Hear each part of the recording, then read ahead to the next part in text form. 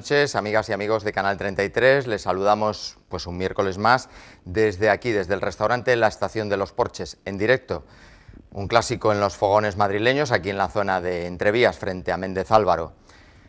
Siéntense, pónganse cómodos, tenemos por delante 2 horas de televisión, donde, como siempre, de la mano de nuestros contertulios, los más independientes, los más libres, analizaremos la actualidad que esta semana viene cargadísima. También queremos saludar a ustedes que son nuevos y se han incorporado con el nuevo plan de TDT. Si ya están reorganizando los canales de su televisor, nos pueden colocar en la posición número 9. Les seremos útiles. Es otra mirada a Madrid independiente y con análisis rigurosos. Les seremos de utilidad. Quédense con nosotros. No somos La Sexta, hablamos con todos y de todo. Y esta semana, como siempre, he hecho mano de mis compañeros porque el sumario viene cargadísimo. Buenas noches, Eva. Hola, buenas noches, Enrique. Esta semana vamos a hablar del despilfarro, concretamente de la ruta del despilfarro que ha organizado la ONG Eso de Paz, donde señala los puntos clave de unos proyectos que anunciaron a bombo y platillo los ayuntamientos de Gallardón y de Botella, pero que, pese a que se haya invertido dinero, han quedado en nada. Si quieren conocer dónde están esos puntos negros, donde se fue la economía de Madrid, quédese con nosotros, que la vamos a desgranar esta noche. Puntos negros, me quedo con ese titular y, atención, alcaldes detenidos. Madrid es una orgía de despilfarro y pasamos a la corrupción, ¿es así, Ricard? Exactamente, Enrique. Esta semana vamos a tratar el tema de la corrupción, el tema de la educación, 2 temas candentes que trataremos con nuestros tertulianos. Ya están todos listos y a punto para comenzar y para que esto, como digo cada semana, para que arda la plaza. Arderá la plaza con toda seguridad, igual que están ardiendo las plazas en Valdemoro, en Parla, en Collado Villalba, que les voy a contar yo. Incluso creo que la plaza de la calle Génova, porque debe haber una plaza que se llame así. Insisto, quédense con nosotros, 2 horas por delante. Comenzamos.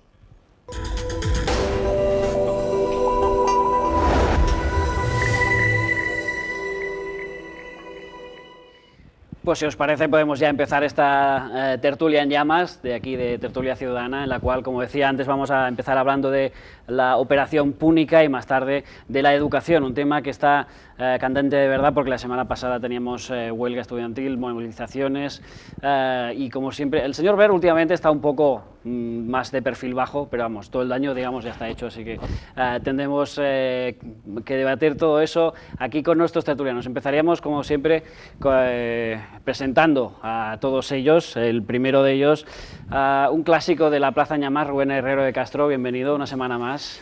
Bien hallado, muy buenas noches, gracias por invitarme. Un placer tenerte aquí, más en una semana tan convulsa para el Partido Popular. Sí, sí, y para los que somos de derechas también, ¿no? Exactamente, vamos a por el segundo. Hoy esta mesa tiene, no hay mesa, es metafórica, pero tiene 5 patas. La segunda pata es la de Paula Guisande, que es responsable del sindicato Joven. Muy buenas noches.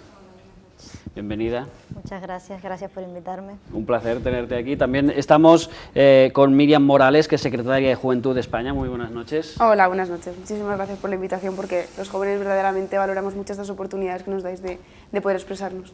A nosotros nos gusta mucho tener a los jóvenes aquí porque siempre, no solo porque dan un aire fresco a cualquier tertulia, a cualquier equipo de trabajo que montemos, sino porque siempre, al menos por mi parte, siempre nos interesa mucho lo que tenga que decir. Héctor Atsuar es secretario de Enseñanza Pública no universitaria de Comisiones Obreras Enseñanza de Madrid. Muy buenas noches. Buenas noches, muchas gracias también por invitarme y encantado de estar aquí en tan buena compañía. Hoy, como veis, tenemos el tema de la educación muy bien montado con estos 3 tertulianos específicamente, solo de eso. También tenemos con nosotros, como he presentado antes, a Rubén Herrero y evidentemente también tenemos a Joaquín Vidal, que es director de Estrella Digital. Muy buenas noches, bienvenido. ¿Qué tal? Buenas noches. Aunque no sea tan joven, pero gracias por estar ahí. La experiencia tiene un grado también, ¿eh? Esperemos. Exacto, seguro que sí. Antes de empezar a debatir sobre el tema de la operación Púnica, que es muy interesante, voy a dar paso a Eva, mi compañera, para que nos haga un breve análisis del tema. Pues así es, Ricard, nos ponemos en antecedentes. Este lunes nos despertamos con la operación que estaba llevando a cabo el juez Eloy Velasco, y donde hubo 51 detenidos, entre ellos 6 alcaldes del Partido Popular, un alcalde socialista, un alcalde del Grupo Independiente y, como no, la detención que más ha sorprendido ha sido la de Francisco Granados, mano derecha durante mucho tiempo de la expresidenta regional Esperanza Aguirre. Una empresa que es la que cubre toda la trama de la operación púnica es Colefi, una mercantil francesa donde varios ayuntamientos de la región de Madrid hicieron contratos con ella. El juez cree que se pudo defraudar en esta trama hasta 250 millones de euros. De ellos, un 3% fueron a comisiones de los organizadores de esta trama. Consecuencias políticas, por el momento, pocas. Mariano Rajoy y Esperanza Aguirre han sido los primeros en salir a pedir perdón, pero ¿qué pasa, Ricard, que solamente hay perdón y pocas dimisiones, ¿no? Exactamente, parece que la clase política, el resto de la clase política, que no es Mariano Rajoy o Esperanza Aguirre, no está muy satisfecho únicamente por esa petición de disculpas. Y si os parece, os puedo preguntar qué os parece todo este tema de la operación púnica. Os voy a pedir un análisis breve, porque como somos 5 hay que repartir bastante juego, así que si quieres empezar tú, Paula, por ejemplo, ¿qué te ha parecido este tema de la operación púnica? Pues yo creo que es lamentable también para toda la ciudadanía el despertarnos cada día, cada semana con una operación de estas distintas, que en el fondo también viene a demostrar una realidad. O sea, se ha funcionado con una política clientelar y ahora que empieza a no haber dinero, no pareciera que todos los amigos, esos entramados de amistades corruptas, pues se están resquebrajando, ¿no? Y yo creo que eso es evidente que despierta en todas nosotras una indignación tremenda, y más cuando los servicios públicos de los que estamos hablando se han visto totalmente perjudicados, los empleados, trabajadores y trabajadoras municipales se han perdido puestos de trabajo, se han perdido condiciones de trabajo. O sea, realmente esto está teniendo un efecto sobre nuestras vidas y sobre nuestro futuro, ¿no? Y hablando antes, decíamos, el tema de las personas jóvenes, pues evidentemente cuando 1 de cada 2 no tiene empleo, que luego veas a dónde se va el dinero, pues te indigna doblemente. Claro. Rubén Herrero de Castro, los que veáis La Plaza en Llamas o este mismo programa, ya sabéis, él es un clásico, él es votante del Partido Popular, él es de derechas. Cuéntanos, me comentabas esta semana, hablábamos por teléfono y me decías, aparte del cabreo obvio, me decías, uno se piensa, te pregunto, ¿cómo están los votantes del Partido Popular? Bueno, yo soy simpatizante y votante del Partido Popular, no estoy afiliado al Partido Popular, y antes que ser del Partido Popular, yo soy liberal económico, conservador social, por tanto, en el espectro de la derecha política. Muy orgulloso además de estar allí, convencido de lo que creo, pienso y digo. Y es lastimoso ver esta situación, como decía mi compañera de tertulia, que cada día sea un escándalo de corrupción. Es cierto que hay una reflexión que son pocos, o ya empieza a parecer que son unos pocos más, haciendo mucho daño. Yo no me puedo creer que esté absolutamente o totalmente corrompido el sistema, pero son pocos haciendo mucho daño. Desde la posición del Partido Popular, bueno, pues una tremenda decepción, pues de ver que un partido con el que simpatizas, unos valores con los que principalmente puedes estar de acuerdo, ¿no?, pues que defiende el Partido Popular, bueno, pues se está deteriorando el crédito y la imagen. Entonces, yo te puedo decir que, vamos, estoy tremendamente enfadado y buena parte de lo que está pasando tiene que ver con el diseño administrativo que tiene España. Demasiado Estado. Una superadministración tiende a comportamientos como los que están pasando. Entonces, evidentemente, digo, una cosa es el Partido Popular y otra cosa es ser liberal conservador, que tiene otras implicaciones, porque nadie me podrá decir que el Partido Popular está haciendo una política liberal.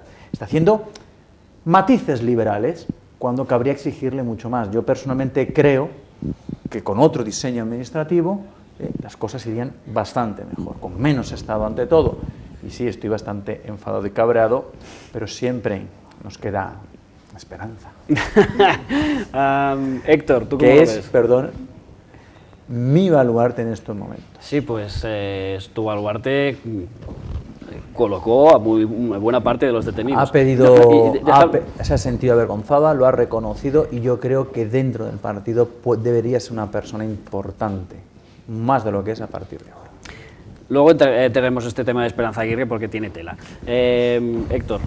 Bueno, yo la verdad que por supuesto es lamentable, pero yo creo que es que va más allá de casos concretos de corrupción. O sea, si esto solo fuera decir, no, es que esto es una manzana podrida, es el malo y entonces ya está, lo hemos purgado y listo.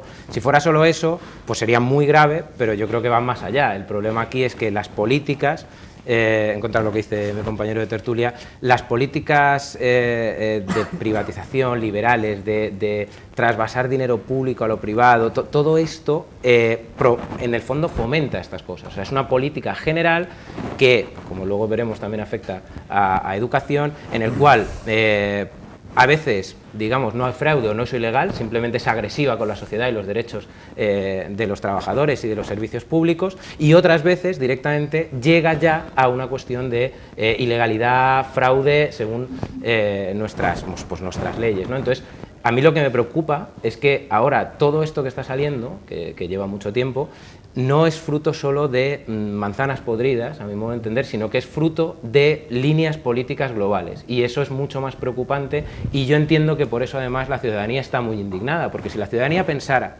que esto es solo fruto de que este lo hizo mal, es un delincuente y ya está, pues podría ser un desprestigio para los partidos, etcétera, pero yo creo que la ciudadanía está todavía más enfadada porque ve que hay mucho más allá, es un problema del propio sistema. Claro. Director de la Estrella Digital, sin el A, perdón, me lo corregí el otro día. Todo el mundo lo llama la Estrella ¿verdad? Digital. ¿Cómo lo veis desde la Estrella Digital, este tema? Bueno, yo creo que ha sido una operación espectacular, pero muy poco sorprendente. Había un clamor sobre los modos corruptos de Francisco Granados y del grupo empresarial que tenía alrededor. Es fruto de unos años absolutamente enloquecidos en cuanto a gasto, despilfarro, falta de control, y yo lo que no sé es ahora qué dique va a poner Esperanza Aguirre en medio de todo este follón, porque las olas yo creo que le están llegando a la rodilla y solamente hay un pianista tocando mientras el Titanic se hunde y no hay por dónde coger el listado de diputados de las últimas elecciones de la Asamblea de Madrid del PP, no hay ya casi por dónde cogerlo. Los jóvenes, ¿cómo lo veis, Miriam? Bueno, desde el Consejo de la Juventud de España condenamos y rechazamos absolutamente todos los casos de corrupción, y los últimos días no son pocos los que estamos Os habréis cansado de condenar últimamente. Sí, porque sí, nos pasamos el día condenando, y además es que nos parece escandaloso cuando tenemos más de un 54% de paro juvenil y políticas de empleo y de juventud que dejan bastante que desear. Y pues es bastante lamentable. Esto no hace más que ahondar en el descrédito que los jóvenes sienten por la política, y es muy preocupante porque desde el Consejo lo que hacemos todos los días es fomentar, ayudar a que esa participación en política por parte de los jóvenes se produzca, y lo que hace es que los retira más. Los jóvenes terminamos rechazando la política por casos como este. Claro. Todo este caso de la operación púnica tiene un origen, tiene unos causantes, pero tiene una figura especialmente interesante, que es la de, a ver si digo bien el nombre porque me cuesta siempre, que es David Marjaliza. Qué fácil es llamarse Pepe, parece. Pues eso, David Marjaliza. Pero, ¿quién es este hombre? Eva nos lo va a contar. Pues sí, Ricardo, vamos a contar quién es David Marjaliza, porque la investigación judicial dice que sobre él recae casi todo el peso, es el eje de la operación púnica. Bueno, vamos a utilizar la pizarra, que llevamos muchos días sin utilizarla y como que teníamos un poco de mono. Ya hemos escrito aquí, David Marjaliza es un constructor de Valdemoro, está casado con Adela Cubas, parece que no es importante el nombre de su esposa, pero ahora verán por qué lo pongo. David Marjaliza es un constructor que creció empresarialmente en Valdemoro, cuando Francisco Granados, cabe recordar que era alcalde de esta localidad en el año desde 1999 hasta 2003. Con él hizo negocios. Francisco Granados también está casado con Nieves Alarcón, que también es importante mencionarlo, pues con Granados hizo negocios y también hizo negocios con el actual alcalde de Valdemoro, José Carlos Boza, que también está detenido en el marco de esta operación púnica. Bueno, pues el alcalde actual trabaja con el hermano de Nieves Alarcón, que se llama Germán Alarcón. Germán Alarcón era hasta agosto de 2013 concejal de deportes del ayuntamiento, un concejal que le adjudicó una empresa, un polideportivo a una de las empresas de Marjaliza. Cuando salió la noticia de que le adjudican un polideportivo a una de las empresas de Marjaliza, el alcalde no lo destituye, simplemente le cambia de concejalía, lo manda a Cultura y además lo deja como teniente de alcalde. Pero ¿quién hay en esta empresa a la que se da el polideportivo? Está Ana María Pilar Ramírez, que es a su vez cuñada del alcalde detenido de Valdemoro, José Carlos Boza. Pasamos a Parla. Bueno, aquí la cosa no es tan complicada. Ya sabemos que también está detenido en el marco de esta operación José María Fraile. Cabe recordar que José María Fraile siempre ha sido el delfín de Tomás Gómez, el actual secretario general del PSM, por el momento el único que está librado en la trama, pero es que para Tomás Gómez el nombre de Marjaliza no es desconocido. David Marjaliza pagó en el año 2003 un catering en una convención socialista en la que participó Zapatero, un catering que costó 58.000 euros y que salió del bolsillo del constructor. Meses después, ¿qué pasó? Pues que Tomás Gómez, como alcalde de Parla, adjudicó 2 parcelas a este constructor por un valor de 5 millones de euros en las que se podían hacer hasta 300 viviendas. Pasamos al municipio de Collado Villalba, donde el alcalde Agustín Juárez también está detenido, y finalmente al último ayuntamiento de Madrid implicado, Torrejón de Velasco, donde el alcalde Gonzalo, y voy a escribir el apellido, Cubas, también está detenido. ¿De qué le suena este apellido? Pues efectivamente es el hermano de la mujer de David Marjaliza. ¿Qué tienen en común estos 4 ayuntamientos, además de que todos los alcaldes están detenidos? Pues que los 4 adjudicaron contratos a la empresa francesa Colefi. Valdemoro le adjudicó un contrato de 70 millones de euros.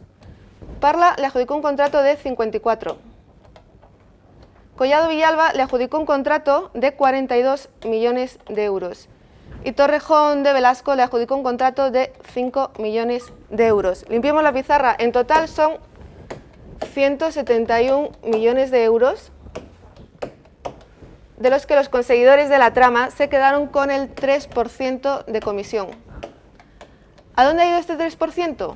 Pues parte de este 3% ha ido a una cuenta, bueno, mejor dicho, a 3 cuentas que tienen en Suiza en común David Marjaliza y Francisco Granados, que ya acumulan más de 5 millones de euros. Ricard, espero que esto sirva de paso para que lo comentéis y habléis en la tertulia. Íbamos alucinando un poco que por cada frase que ibas diciendo, cada dibujo que ibas marcando, y porque es que es como muy indignante. Decías, este es el cuñado de tal, este es el no sé qué de cuál, aquí tal, luego sumas los 71 millones de euros, que ese 3%, curioso dato, el 3%, se lo quedaron la gente de tanto Granados como Marjaliza en una cuenta, no sé si has dicho en Suiza o dónde, pero vamos, en una cuenta conjunta en la cual ahí, señores, se lo llevaban crudo, como se suele decir. Señores, barra libre, ¿quién quiere empezar?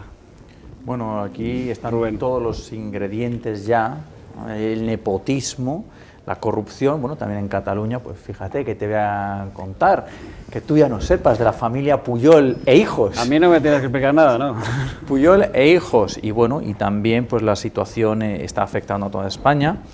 Yo destacaría el gesto que ha podido tener la presidenta Aguirre o el detalle del presidente Rajoy de por lo menos dar la cara y pedir disculpas, cosa que todavía no se ha producido por parte del Partido Socialista. Tomás Gómez en Madrid, por ejemplo, todavía seguía que el otro era su hermano, venía diciendo que le quería como un hermano, que era su hermano, y también que diferencia, por ejemplo, el comportamiento que tiene, el lamentable comportamiento que tiene el gobierno socialista y comunista de la Junta de Andalucía, que día tras sí, día también, no hace otra cosa que obstaculizar a la jueza Laya en sus investigaciones de un desfalco de categoría monumental que se ha producido entre formación y ERES en Andalucía. Como vemos en el mapa de la geografía, las Qué situaciones... raro que saques el tema de los ERES, ya decía yo que tardabas mucho en sacarlo. Bueno, es que es interesante ver cómo ha reaccionado, por ejemplo, la presidenta Aguirre y cómo reacciona, por ejemplo, la presidenta Susana Díez.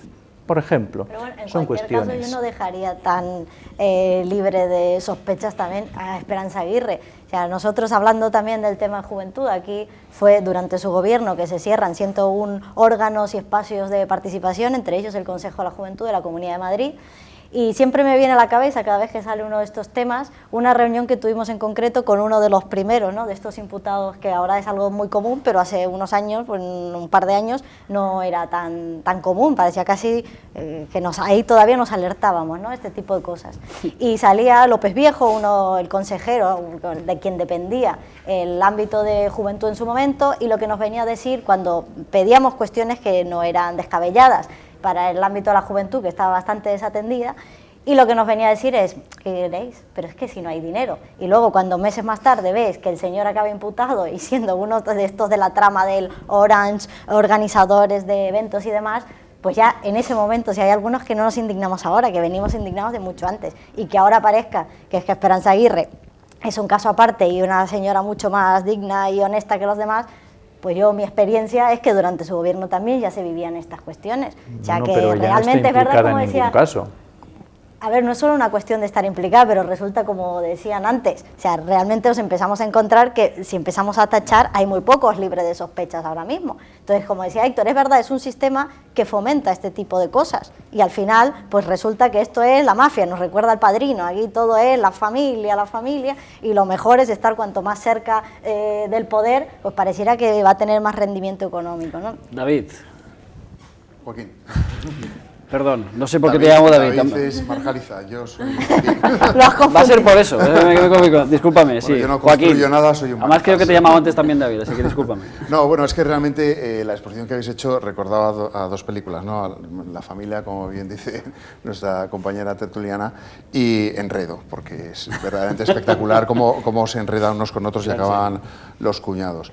Yo creo que Esperanza Aguirre, que tiene un talento impresionante para la comunicación política, ha hecho el movimiento que debía hacer, que salir a la palestra, no podía evitarlo, ha sido su número 2 durante 7 años, Francisco Granados, y decir que le da vergüenza y pide perdón y demás, pero es que es muy difícil contener la realidad de los hechos. Desde el año 2009, en que el director de organización de la constructora Adico presentó una denuncia ante la Fiscalía contando cómo entregaban maletines, bolsas de deporte con dinero a Francisco Granados, es muy difícil pensar que no se ha sospechado desde entonces. López Viejo, que era su persona de mayor confianza, un colaborador estrechísimo, muy estrecho realmente, cuando oyes hablar a Esperanza Aguirre en su declaración por escrito, lees la declaración por escrito, en el caso Gürtel, realmente parece que era un señor que pasaba por allí y que lo nombraron por votación popular en el Consejo de Gobierno. Es una cosa verdaderamente alucinante. Yo no sé qué pensarán López Viejo y Francisco Granados cuando llegan a su lideresa tratarlos de esa manera, cuando han sido piezas claves en su movimiento. Miriam. Yo, recogiendo un poco el dato que aportaba Paula del tema de los órganos de participación, que asistimos últimamente a su desaparición constante y en todas las autonomías y a nivel local e incluso estatal, puesto que el Consejo de la Juventud de España se encuentra en un proceso de cierre, la verdad es que nos llevamos las manos a la cabeza, porque no vamos a entrar en temas de partidos políticos, puesto que nosotros representamos a juventudes de todos los espectros de la ideología política, pero si vamos a entrar en temas de cifras, vemos cómo se habla de cifras que se nos escapan a todos, y luego se argumenta la desaparición del Consejo de la Juventud de España con un presupuesto anual de 2 millones de euros. Entonces, es lo que nosotros nos traemos, ¿no? Este despilfarro que se ha venido produciendo durante muchos años, y que luego no quede para lo esencial, para que los jóvenes, que somos el futuro de este país, participemos activamente de la política.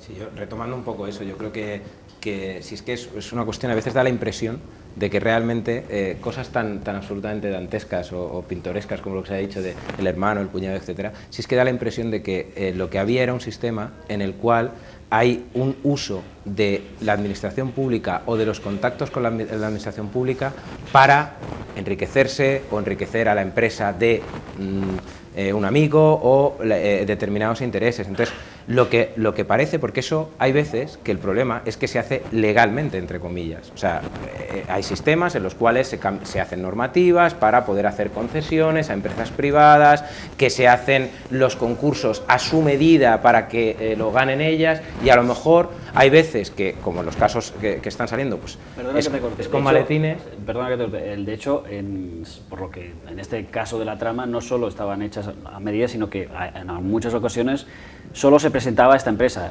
Cofeli, la cual estaba dirigida aquí en España por los David Margaliza, etcétera, etcétera, ¿no? Sí, pero que incluso hay otras cuestiones que a lo mejor no se compran con maletines, pero por eso decía antes que es un problema del sistema, sino que a lo mejor se hace de otra manera, pero hay veces que, y tenemos ejemplos como cuando se hacen, adelantando un poco el tema después, cuando se hace una normativa que permite que las escuelas infantiles sean concedidas a determinadas empresas que nada tenían que ver con educación, que son de Florentino Pérez, y se hace esa concesión porque es un nicho de negocio. Entonces, el sistema promueve esto y lo que da la impresión es que el hecho de que luego surjan tramas de estas o no es cuando ya se pasa al punto de que parece que, no habiendo podido justificarlo en los cauces de la administración, que ya os digo que permite ese tipo de trasvase de las administraciones públicas, de los fondos públicos al lucro privado, pues ya directamente es como, mira, es que han sido tan absolutamente caraduras y chapuzas y cutres,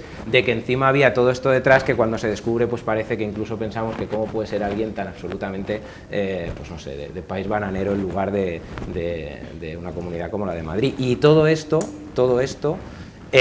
como ha dicho Paula, todo esto ha pasado dentro del gobierno de Esperanza Aguirre. Entonces, luego entrar en si no, es que este tal partido ha salido y ha dado la cara y ha hecho tal declaración, al menos ha pedido disculpas o no. Bueno, por lo menos. A mí me suena a justificación en que cada uno, depende del partido que sea, valora como mejor lo que ha hecho uno o lo que ha hecho otro, pero en realidad el fondo pero no bueno, me parece. en cualquier caso tampoco esto debe justificar, como decía antes, menos Estado. O sea, no porque pareciera que también muchas veces esto lo que alienta es que realmente que no tengamos ya nada en común y que no exista lo común o los intereses ni una administración fuerte que defienda estos intereses. O sea, si las personas son corruptas, porque el sistema lo puede fomentar así, pero no es porque exista un Estado o exista lo de todos y todas, ¿no? Que tampoco, desde mi punto de vista, no podemos caer en ese juego, porque al final claro, es caer en ese neoliberalismo, ese liberalismo económico extremo que tampoco, bajo ningún concepto, garantiza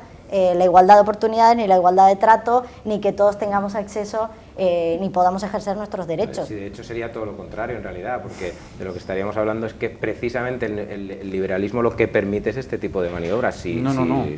Esto lo permite una administración que ha crecido enormemente, esto lo permite un funcionariado público sobredimensionado, esto lo permite un volumen de subvenciones al límite. Claro, evidentemente lo de Andalucía ha sido posible porque había unas cantidades destinadas a subvenciones que nadie controlaba. O sea, precisamente ser liberal es ser muy eficiente, es precisamente controlar muchísimo las cuentas, controlar el dinero. ¿Y qué se está haciendo con ello? No significa olvidarse de nada, significa pedir resultados ante un dinero que se está dando. El problema es que con tanto Estado, con tanta administración, con tanto organismo, con tanto suborganismo, con tanto delegado y con tanto subdelegado, claro, el dinero fluya, dinero... No son funcionarios, o sea, tampoco confundamos que pero son los yo te hablo empleados del públicos tamaño los de la corruptos. administración.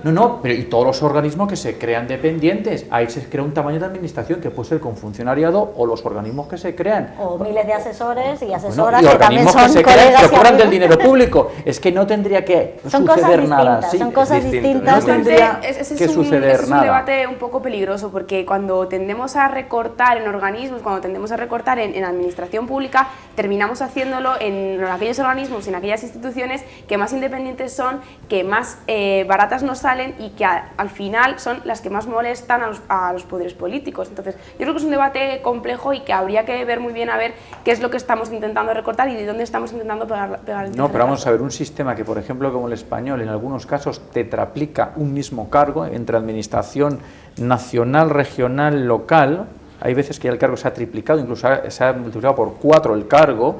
Bien, esto es un dinero que se está sustrayendo de gastar en otras cosas, en otras muchas cosas y probablemente más interesantes que pagar 4 veces unos supersueldos a personas que siguen haciendo lo mismo en distintos niveles de la administración. Y cuando hay tanto dinero público en un funcionamiento con tan pocos mecanismos de control, pues pasa lo que pasa. Y por supuesto, y que quede claro que a veces alguien se piensa que yo en algún momento estoy diciendo no, unos más, otros menos. Yo como Platón condeno vehementemente la corrupción y lo considero el peor, por no decir el peor crimen que puede cometer un administrador público, porque maneja un dinero que es de todos. Y aquí las penas deberían ser muy severas. Nada de buenos comportamientos y a los 4 añitos, porque ya eres muy bueno, ya te puedes ir. No.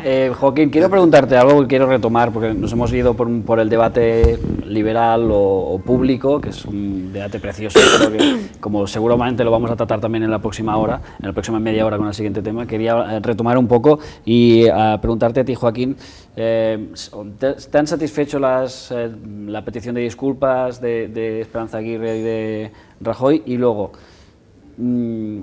casos como este son realmente casos que causan una gran, no fractura, pero un gran terremoto, sobre todo en los votantes de un partido como el Partido Popular, por muy fieles que sean. ¿Crees que estamos delante del fin de la cúpula actual del Partido Popular? Bueno, yo creo que el movimiento, como he dicho antes, que ha hecho Esperanza Aguirre ha sido de mera lógica y marketing político. Estamos en el arranque de todo este asunto, ¿no? De momento parece que todo está vinculado a las actividades de Granados en Valdemoro y municipios con raíces familiares, ¿no? Es así como ha ido funcionando, porque de nadie te puedes fiar más que de tu propia familia. Pero Esperanza Aguirre y Mariano Rajoy y todos los responsables políticos del Partido Popular no pueden tomarnos por tontos, no pueden decir, es sorprendente que este señor hiciera estas cosas. Todos hablamos con políticos y todos te cuentan, qué raro cómo ascendía este, hijo, yo me quedaba con cara de tonto, ¿y este por qué ascendía? Y ahora saben por qué.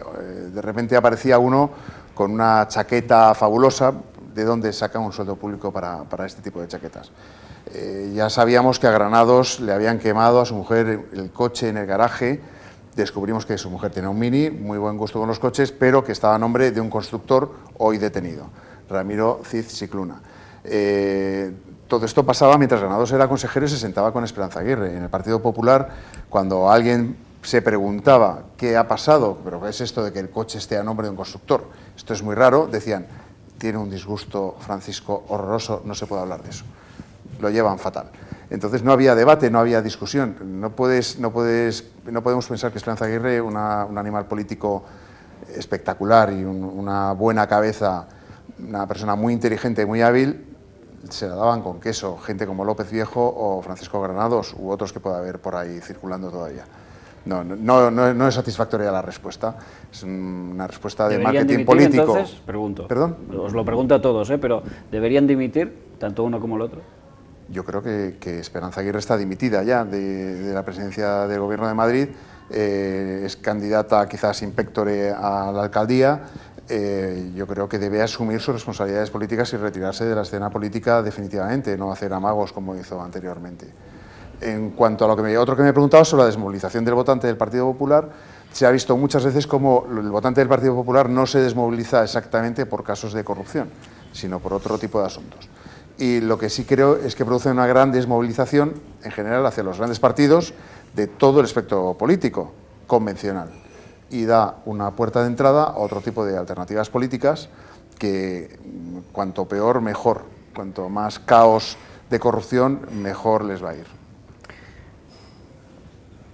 ¿Quién quiere seguir con este tema? ¿Creéis que deben dimitir? ¿Creéis que...? Tal vez, ¿pero por qué deben dimitir? tal vez su dimisión en su momento tenía que ver con todo esto, ¿no? Porque tal vez sí que sabía todo esto, hoy en día lo ve desde fuera, pero si siguiese siendo la presidenta, como, vamos, no sé, ahora mismo tenemos un presidente que no hemos votado a ninguno, vamos, a ella tampoco, ¿no? Muchos no la hemos votado, pero la realidad es que se retira sin una explicación muy evidente y tal vez sí que podría tener que ver con todo esto. Hoy en día, que dimite o no, ya en el fondo, o sea, ya es una cuestión ya de secundaria. Es verdad que está en su partido y demás, pero no ostenta un cargo público que dijésemos, si estuviese ostentando un cargo público, evidentemente, que no tendría ninguna duda en exigir su dimisión. Pero ahora mismo, yo creo que también tal vez era parte de su estrategia, bueno, sí, lo desconozco, pero podría ser. Sí, lógicamente Esperanza Aguirre no tiene cargo público, pero sí que es presidenta del Partido Popular de Madrid. Ahí, no es que tenga una especial... Tal vez es representativo. No, claro, no, pero quiero decir, si ella se queda en la cabeza... A lo que me refería cuando os preguntaba eso, sobre todo, es cuando tú has nombrado a alguien que se ha demostrado que está en una trama corrupta, que él era, no sé si el cerebro, porque aún esto lo dirán los jueces, pero vamos, que estaba implicado claramente en una trama de corrupción, lógicamente yo, si nombro a alguien así, lo más normal del mundo, en cualquier país del mundo, debería ser dimitir, ¿verdad? Pregunto, no lo sé. No sé cómo lo veis, Miriam. Es España. Entonces no, desde el Consejo no valoramos si ha de dimitir o no. Además, nos parece, creo que es muy acertada la opinión que da Paula, ¿no? A lo mejor esto hubiese tenido sentido en otras circunstancias, ahora a lo mejor no lo tiene tanto. Pero sí que es verdad que y esto tiene mucha relación con lo que comentaba antes, los jóvenes estamos muy descreídos de los políticos, que no de la política, y tal vez es que esto es España y probablemente tampoco se hubiera producido esa dimisión, pero lo desconocemos y por ello no podemos hablar tampoco. Bueno, desde luego la sensibilidad de los votantes del Partido Popular, a ver, yo creo que con los que yo puedo hablar, o yo conozco, o yo hablo con gente del Partido Popular, te puedo decir que estamos tocados. Pero claro, luego hay reflexiones superiores a todo esto, ¿no? ¿Cómo cuál? Pues reflexiones superiores en cuanto a si no votas, ¿qué alternativas hay? Porque el votante del Partido Popular, te lo digo desde el desconocimiento, ¿se plantea el no votar? ¿A nadie, quiero decir? A ver, yo no sé si soy el estereotipo de votante del Partido Popular. No quiero ponerte como ejemplo pero no, tú yo no los sé si soy el más que estereotipo. Yo no me plantearía no votar porque las alternativas que veo, ¿no? Creo que deben tener o bien una posición o una acción de gobierno por parte de un partido de derechas como es el Partido Popular. Entonces, pues algunas veces ha surgido, lo ha salido en tu programa, la opción de Vox, ¿no? Que es un poco donde pues los que somos más de derecha nos podemos sentir más identificados, a lo mejor pues más con Vox que con el Partido Popular en algunas cosas. Y entonces, pero claro, muchas veces, ¿te acuerdas que decíamos, sí, yo tengo una enorme simpatía por Vox? Sí. Pero claro, llegado el momento de la verdad, empiezas a calcular. Y dices, el famoso voto útil. Y ahí sí que el Partido Popular y Arriola, mal que me pese, porque también yo hago crítica al Partido Popular, lleva ventaja porque Arriola susurra al presidente, no te preocupes, el 30% estarán ahí, perfil bajo, los consejos habituales que al Partido Popular le han costado muchos disgustos electorales, pero ahora continúa susurrando. Y claro, y en eso, a mí eso sí que yo creo que a la gente que con la que yo puedo hablar más, pues con amigos míos, sí que esta sensación de, en el fondo cuentan con nosotros, eso también, y eso sí que te puede cabrear un poco más, pero claro, llegado el momento, yo creo que la alternativa que hoy tiene el votante de derechas en España es Partido Popular o Vox, y ahí sí que entra la lógica del voto útil. Pero vamos, en las europeas, no sé si por ser europeas y puedan interesar menos al votante del Partido Popular, pero yo creo que sí que ha habido muchísima desmovilización por parte del votante del Partido Popular, al menos en mi barrio, que es un barrio obrero, bastante similar a Vallecas, y en el fondo se notaba muchísimo, o sea, en mesas en las que habían sacado tradicionalmente 400 y pico de votos, en algunas no llegaban ni a 200. Entonces, tal vez es verdad que no es una cuestión de que se hayan ido a votar a otros, simplemente han dejado de votar y han dejado que las cosas, pues... Bueno, pero las europeas sí que es verdad que la sensibilidad es diferente, ¿no? Yo tengo gente del partido, amigos del Partido Popular, hasta la médula, que dijeron, pues a las europeas no les voto. Coletilla, en las europeas no les voto. Un castigo que sin mucho riesgo, ¿no? En las municipales, en las autonómicas y las generales voy a fuego. Bueno, yo sí que veo una percepción. Es verdad que el votante de derechas, por la gente que yo puedo conocer, pasa un poco esto que comentas. Pero yo ahora estoy viendo menos, mucho menos, y de hecho yo creo que lo que es algo que siempre se ha dicho, que la abstención de derechas era mucho menor, yo creo que ahora lo que estamos viendo es que puede crecer mucho, sobre todo porque están haciendo aparte de los casos de corrupción, están llevando unas políticas y haciendo cosas que perjudican a muchísima gente. Entonces, y además también, curiosamente, a muchísima gente joven. Y entonces, claro, el votante más mayor del Partido Popular ve que sus hijos no encuentran trabajo, ve que sus hijos están teniendo muchos problemas para desarrollar una carrera profesional, ve que sus hijos están teniendo que ir fuera, ve un montón de cosas que están empezando a decir, es que en conciencia yo no puedo hacer esto, o sea, porque es que estas políticas han dejado a mi hija en paro, estamos en una situación que yo creo que eso se está llegando a un punto, aunque a lo mejor eso que es en lo que puede confiarse el Partido Popular, de no, al final siempre tal, particularmente. Yo creo que la cosa está cambiando y está cambiando mucho. Vamos a ver, solamente una cosa. Brevemente. No, evidentemente sí hay unas políticas del Partido Popular que son la respuesta a una herencia terrorífica del Partido Socialista en todos los ámbitos. La el Partido herencia Popular, recibida, ya estamos. hombre, Ricard, por favor, pues 5 millones y largos de parados, una desestructuración social provocada por el Partido Socialista que heredó unas cuentas macroeconómicas espectaculares del Partido Popular. No quiero no voy a decir del PSOE porque...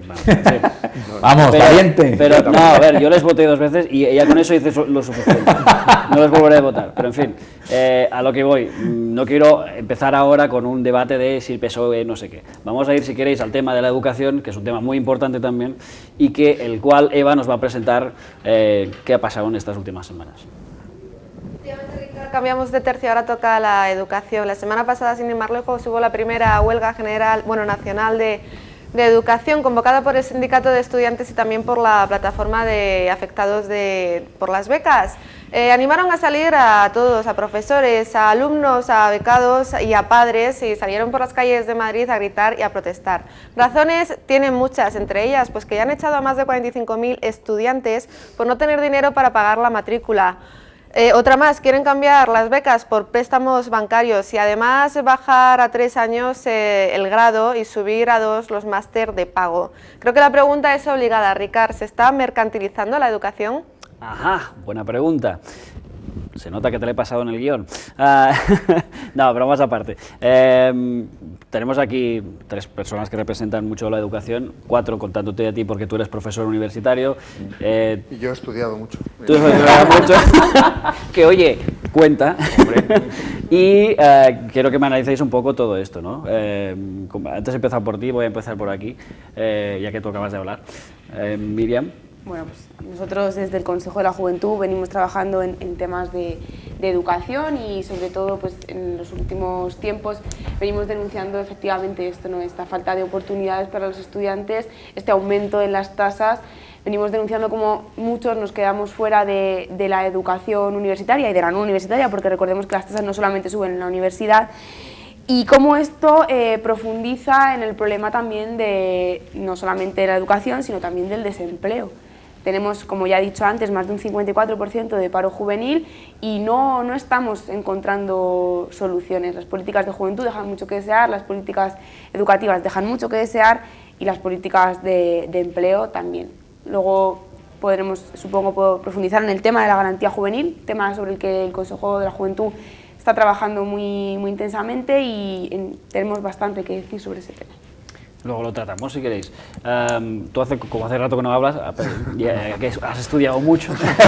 No sé si este tema en concreto no, pero cuéntanos, ¿qué opinas de ello? Y enseño prácticamente nada.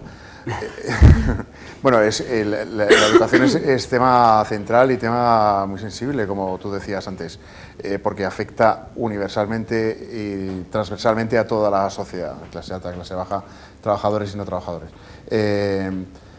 Yo creo que ha sido un malísimo negocio repercutir sobre el sector educativo español la crisis de esta manera.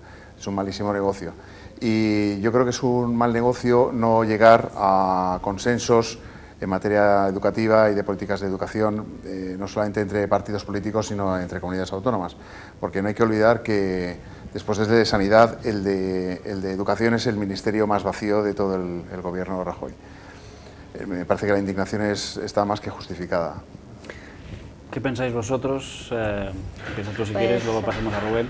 En cuanto a la mercantilización, a ver, es una realidad, no es una novedad que venga con la crisis. O sea, eso también, siempre la crisis, esto cuando decimos que es una estafa, ahora mismo viene como a acompañar o justificar un montón de políticas que en el fondo ya se vienen llevando a cabo desde hace tiempo. y lo primero que a uno se le viene a la cabeza pensando en la mercantilización, evidentemente es la universidad, ya se apuntaba, ¿no? El cambio constante también de grados, si al final pues todos son cuentas, ¿no? Y en el fondo, lo decía un responsable de una propia universidad, dice, sí que está privatizada, pues está privatizada en cuanto a que la financiación cada día es mayor por parte de las familias. O sea, ya no solo hablando de empresas que se meten en la universidad, que deciden los planes de estudio, que deciden qué se investiga y demás, sino también porque el peso que tienen las tasas, o sea, lo que pagamos las familias, cada día es mayor y las transferencias públicas para las universidades cada día son menores. Entonces, con esto, evidentemente, ahogadas las universidades, pues le queda muy poco margen de maniobra y al final, pues muchas se ven casi entregadas a las empresas por su propia supervivencia. Pero también hablar de la FP, la formación profesional. Aquí, bueno, tenemos un engendro de una formación profesional dual aquí en la Comunidad de Madrid que vuelve a reflejar lo mismo, o sea, estamos sacando la formación profesional de los centros educativos para llevarlos a las empresas, sin garantías ni para los estudiantes en cuanto a sus derechos, ni a la calidad de la formación que reciben, y luego que es como un desentendimiento por parte de las administraciones públicas, pues que cada uno es como una cuestión de azar. Si te toca una empresa que tiene capacidad para formarte, interés en formarte, pues te irá relativamente bien, y si te toca una empresa que no tiene ni interés ni capacidad, pues lo que habrás hecho es perder, como les ha ocurrido a muchos, perder 2 años de tu vida para una titulación que no sabemos el día de mañana que tan reconocida o no puede estar. Rubén, cuéntanos. Bueno, yo creo que la educación es el presente y el futuro de un país y tiene que tener, pues, evidentemente, un eje vertebrador, que es que la educación obligatoria debe ser absolutamente universal y gratuita. Superado este tramo, a mí no me parece mal que se vincule la universidad al mundo de la empresa, y yo creo que se están replicando modelos que tienen éxito razonable en otros países como Reino Unido o Gran Bretaña, donde se intenta relacionar más la universidad con el mundo de la empresa, acercarlo más, porque luego hay un mercado laboral que depende de esas empresas que te pueden formar de una manera en la universidad, que si el mercado o las empresas no demandan el tipo de profesional que necesitan, pues evidentemente hay una situación de desempleo. Sí que es cierto que también debería informarse y plantearse itinerarios, quizás alternativos también a la universidad, mejorar esa formación profesional y, ante todo, también, y esto es importante, yo creo en la meritocracia como uno de los mecanismos de la sociedad civil y el progreso y la prosperidad de las sociedades. Nadie, por razones económicas, debería quedarse al margen de la educación. Y lo de hecho es que está pasando bastante en los últimos Pero, tiempos, por culpa de evidentemente, las tasas. aquí cabría hablar de un sistema de becas, habría que hablar de un sistema de incentivos. No me parece mal tampoco que el estudiante se responsabilice de su educación.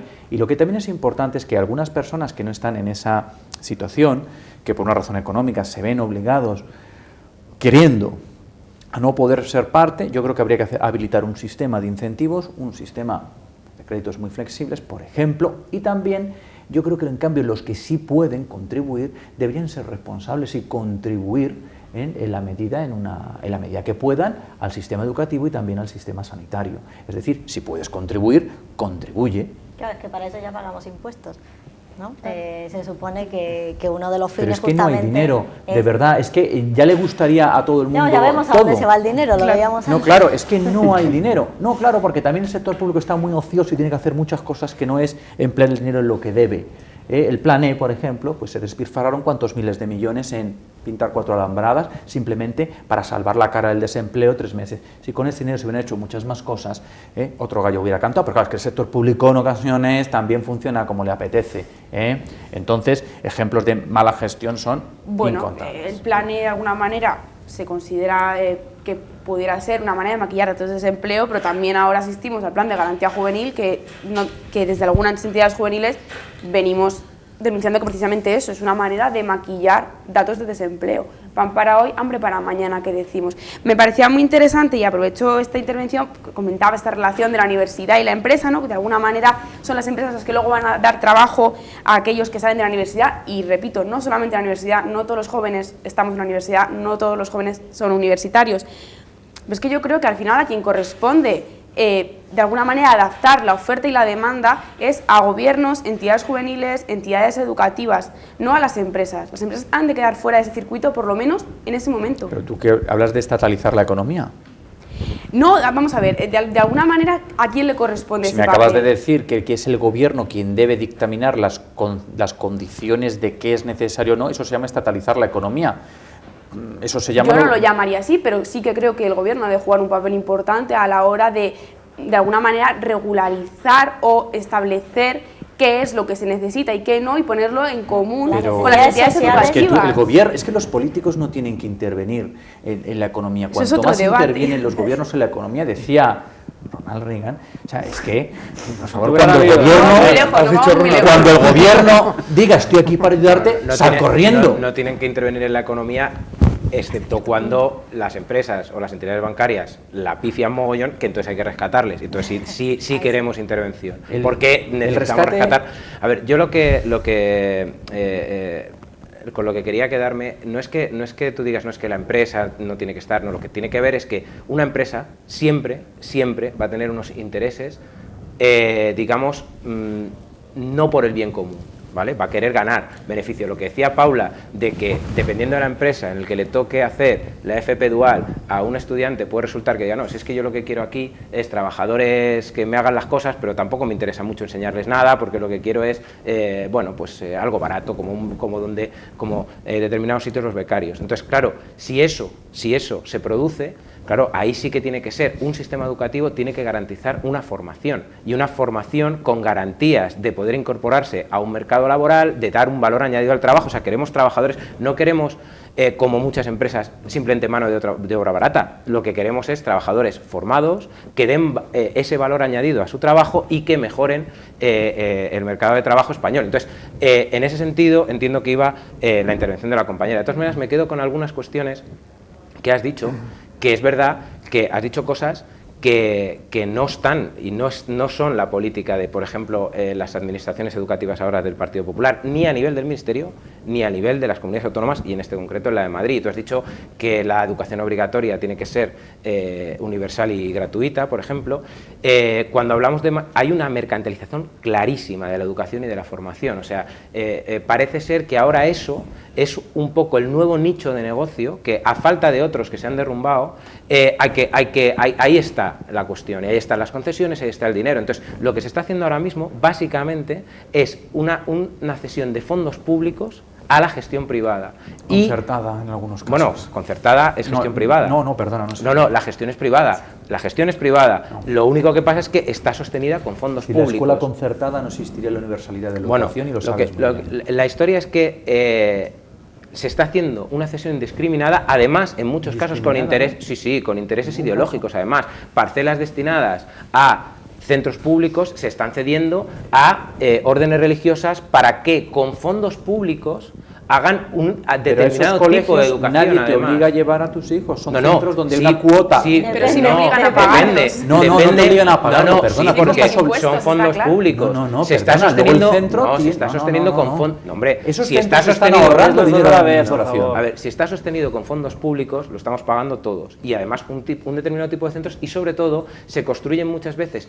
¿Por qué esa parcela está dedicada a un centro público en un principio? Porque hace falta un centro ahí. Entonces, las familias de ahí o se van muy lejos de su casa o no tienen más remedio que llevarlo ahí. Y además tenemos una clara, tanto que esta cuestión de conceptos empresariales y de mercado, aquí el tema es que tenemos claramente, y es reconocido por la Consejería de Educación, por ejemplo, de Madrid, que la demanda de escolarización pública de gestión directa crece, y de hecho crece más la demanda que luego el alumnado que realmente va a la escuela pública, porque lo que no crece es la oferta. O sea, ahora mismo tenemos unos datos en Madrid que con muchos miles más de alumnos ha crecido un 1,6% la demanda en pública, sin embargo, el número de aulas no ha crecido. Eso quiere decir, para empezar, que hay parte de la demanda que no atiendes, o sea, directamente le dices a la familia, mira, lo siento mucho, esta tan manida libre elección de centro que pregonizan la Consejería de Educación de Madrid, es una falacia, porque es libre elección de centros y escolarizas donde yo quiero. Y en centros a los que yo subvenciono y que además ideológicamente son afines, que ese es un gran problema, como ha dicho el compañero, del sistema educativo ahora mismo, que está, en este caso, la ley nueva, la LOMCE, es una ley ideológica también, aparte de instaurar los recortes, es una ley ideológica. Entonces, claro, tú dices, si hay demanda de escolarización en pública, ¿por qué no se crean las plazas públicas? Tenemos los mismos grupos con 10.000 alumnos más. Pues eso quiere decir que los grupos presupuestarias, vamos a ver, Si tú ahora mismo retirases toda la educación concertada de la oferta educativa, te cargas la universalidad de la educación. Estamos y esto hablando lo igual de sabéis crear muy bien. nueva, porque Claro. el ejemplo es, hay una parcela destinada a un centro educativo público porque existe una necesidad real y que debe atender la administración pública y decide, en vez de ofrecerlo directamente, ceder la gestión. No Claro, estamos hablando porque de aquí- no, eliminar pero lo eso que es una existe. Sí, no nos hemos metido en ese tema todavía de estamos eliminar hablando de concertada, decidir. estamos hablando de crear oferta pública. Y Pero claro, en una situación de crisis económica, con recortes presupuestarios, con asignación limitada No es de más barato, recursos, no. No es más barato. Hombre, es más barato en el momento en que va a asumir la gestión de no todas solo las no es más instalaciones barato, alguien sino que no ya es te digo que Reciben pública. dinero por gestionar eso. Reciben una El cantidad, profesorado le paga a la administración pública. No, pero perdona, pero vamos a ver, evidentemente aquí No nos engañemos. se están compartiendo gastos, el Estado o la administración pública no está asumiendo el coste total de lo que costaría realmente dar esa educación. Entonces, claro, la educación concertada está contribuyendo primero a evitar colapso en la educación pública, completamente gratuita, porque la concertada pagas unas cuotas. Sí, pero cuotas, no es pero completamente y gratuito, por está tanto. contribuyendo a la universalidad. Entonces yo sí que creo que razonablemente las personas, habrá alguna excepción, pero yo sí que creo que pueden elegir el centro educativo y bien sea público, concertado o completamente privado. Si me permitís, porque además también quiero preguntarle a Joaquín, que también hace un rato que no habla. Se comentaba en los últimos tiempos que, bueno, varias tendencias hay que exigen que varios, como la educación o la sanidad o algunos aspectos más se recentralicen, ¿no? Salgan de las comunidades autónomas y regresen al centro, al gobierno, al Estado, digamos, como querías llamarle. Y quería preguntarte, Joaquín, sobre eso. ¿Qué te parece? Y vamos a hacer una ronda breve porque tampoco nos queda mucho tiempo, pero vamos. ¿Qué opinas tú sobre este tema? Bueno, hemos visto ahora, no en el caso de la educación, pero sí en el caso de la sanidad, las consecuencias de una descentralización total, de vaciar un ministerio. Ha sido con la crisis del ébola, el ministerio es absolutamente incapaz de mantener ningún tipo de liderazgo en este tipo de situaciones. Yo le quería decir, perdona que regrese un poquito, a Rubén, que No puedes elegir centro, se nota que no debes tener un hijo nacido en el año 2000, que fue una verdadera pesadilla poder elegir un colegio y cómo al final ves que el fenómeno, la corriente te acaba llevando a que los colegios públicos en determinadas zonas de Madrid se convierten en guetos frente a los colegios concertados y te ves empujado hacia colegios concertados. Es muy difícil la libre elección, sobre todo en ciertos años de subidón de chicos. Yo creo que la principal ventaja de reconducir a una pequeña centralización de ciertos aspectos de la educación, sobre todo en cuanto a materias, es centrarlo en un debate de interés general nacional. La descentralización en algunos casos, sobre todo en comunidades históricas, ha conducido a grandes diferencias que yo puedo apreciar entre niños educados en Cataluña y niños educados en Madrid. Hay grandes diferencias en materias y creo que hace más complicado conseguir un necesario consenso entre los partidos políticos a la hora de montar una estrategia coordinada de educación eficaz y que no conduzca a los niveles de fracaso que estamos viendo ahora. ¿Vosotros cómo lo veis desde las organizaciones estudiantiles, bueno, etcétera, etcétera, todo el tema de enseñanza, este proyecto o esta idea de recentralizar? A ver, igual hasta en el caso en concreto de la sanidad, si así existe coordinación, no tiene por qué ser un problema que esté cuanto más cerca del ciudadano la necesidad. Si evidentemente si es de un ministerio tienen que estar programando la oferta educativa de todo el Estado, pues evidentemente una cuestión no es porque no lo sepan que lo hagan mal, ya lo apuntaba Héctor, no es porque no se sepa dónde está la necesidad, es porque se decide que esa sea la oferta o el modelo que se pretende llevar a cabo. No es una cuestión de falta de conocimiento y demás. Eso sí, si tal vez desde Madrid se tuviese que hacer todo, pues yo ahí sí que me imagino que sería mucho más difícil acertar en las necesidades, que es verdad, como decía, puede ser que haya pues diferencias de un sitio a otro, pero la mayor parte del currículum realmente, por eso la LOMSE nos afecta en todo el Estado, y por eso también, que en el fondo lo que decimos también es que ¿qué hace la LOMSE? En el fondo es consolidar el modelo que ya había en Madrid. O sea, los que se van a ver perjudicados pues son casi más los demás que nosotros, que ya este modelo lo venimos viviendo desde hace tiempo. Claro. O sea, que no supone gran... Yo no soy partidaria de recentralizarlo todo. O sea, si las cuestiones son estar más cerca de eso, acertar más en las necesidades y demás, no tiene por qué ser tal vez esa la solución. Tal vez es acabar más con la corrupción, acabar con un modelo centrado en el mercado, y lo único que queremos es que todo dé rendimiento, pero las necesidades sociales y los derechos de los ciudadanos y las ciudadanas no tienen por qué ser tratados como mercancía, vamos. A los jóvenes no nos parece que este sea el debate ahora mismo, es decir, que se centralice o se descentralice este tipo de políticas, ¿no? los ministerios y demás, no nos parece el debate. Podríamos tener una opinión y puede que en otro momento sea oportuno darla, pero no nos parece que sea el momento. Lo que nosotros pensamos es que donde verdaderamente está el debate, donde verdaderamente tiene que estar puesto el foco de atención, es en qué tipo de políticas hacemos, qué tipo de leyes hacemos, qué tipo de leyes educativas estamos creando y con quién las estamos consensuando.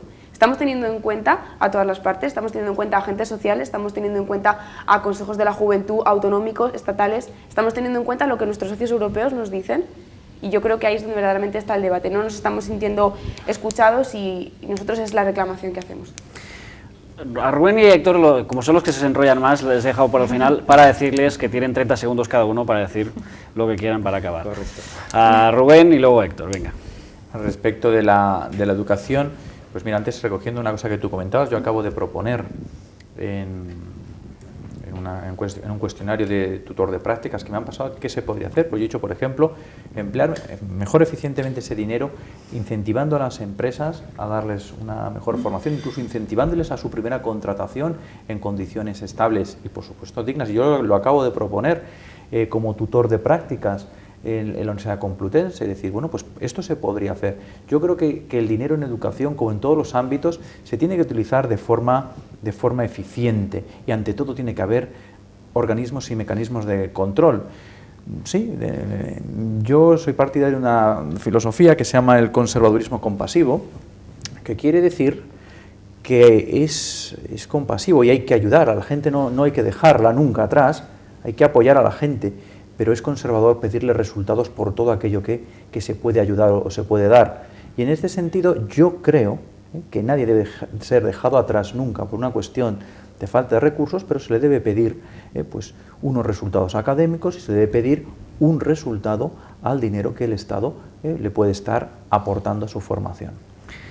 Héctor, para acabar este debate. Bueno, yo creo profundamente en la igualdad de oportunidades, pero no en la compasión ni en la caridad. Yo creo que desde que un niño o una niña empieza en la educación infantil, tiene los mismos derechos, venga de donde venga, por supuesto, y sea de la clase social que sea, y por tanto, desde ese momento, una administración pública tiene el deber y la responsabilidad de darle igualdad de oportunidades, y que luego, desde esa infantil hasta la universidad, la formación profesional, incluso en la vida adulta, sigue siendo la administración pública la que tiene responsabilidad. Pero priorizando a personas que están excluidas o personas con menos recursos, ¿no? No, la igualdad de oportunidades implica medidas como la compensación educativa, que por cierto se ha reducido en un 90% en los presupuestos del Partido Popular. Entonces, yo creo en esa igualdad de oportunidades, pero no vista como compasión, ni como ayuda de una clase poderosa a una clase trabajadora. Es un término filosófico y sí, político. pero suena muy mal. Entonces, sí, la verdad que suena mal, pero... entonces, yo lo que creo es en esa igualdad de oportunidades, en que toda persona tiene derecho a desarrollarse todas sus capacidades y todas sus posibilidades en sentido amplio. Y eso, con los recortes que está habiendo en educación, no está siendo posible. Y para eso se necesita una educación preeminentemente pública, gestionada, por supuesto, en conjunto con las organizaciones sociales y las organizaciones del profesorado, de las familias y del alumnado. Eso es lo que nos está dando, y por eso todos esos colectivos se están movilizando tan potentemente en este sentido, tanto contra la política de la Comunidad de Madrid como la del Ministerio, con lo cual lo que hay que hacerlos no es cuestión de centralizar o no, sino que todos hagan las cosas como tienen que hacer para asumir su responsabilidad. Señores, hemos tenido, yo creo, no uno sino dos debates muy buenos, muy bien tratados. Me ha gustado mucho cómo han intervenido todos los tertulianos de hoy. Os felicito a todos, felicidades. no suele hacerse esto, pero a mí me gusta hacerlo cuando estoy satisfecho con el resultado.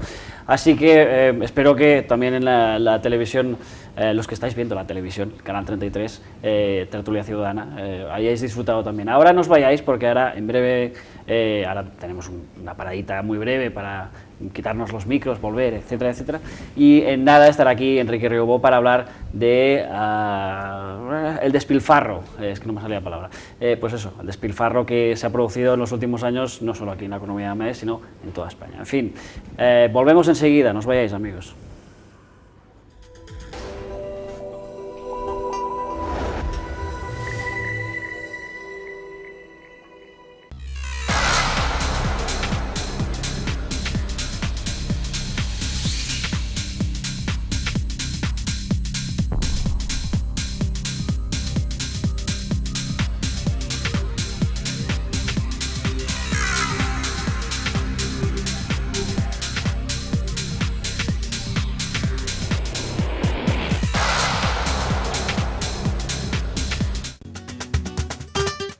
Frente a Méndez Álvaro, en la zona de Entrevías, junto a la M30, se halla el restaurante La Estación de los Porches.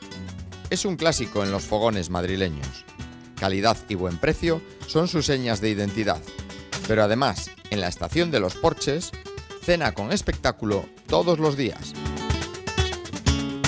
Bueno, pues aquí sí que estamos, ahora sí que están ustedes viendo la sala del restaurante La Estación de los Porches en vivo. Estamos aquí en el restaurante grabando el evento que tenemos hoy, que es un evento con espectáculo de los mejores artistas que hoy figuran en Madrid. De domingo a viernes, tablao flamenco. Los mejores artistas amenizan tu cena. Y todos los sábados, encuentros con el baile. Cena y diviértete con nosotros. La Estación de los Porches, calle Timoteo Pérez Rubio, número 2. Teléfono de información y reservas 914786054.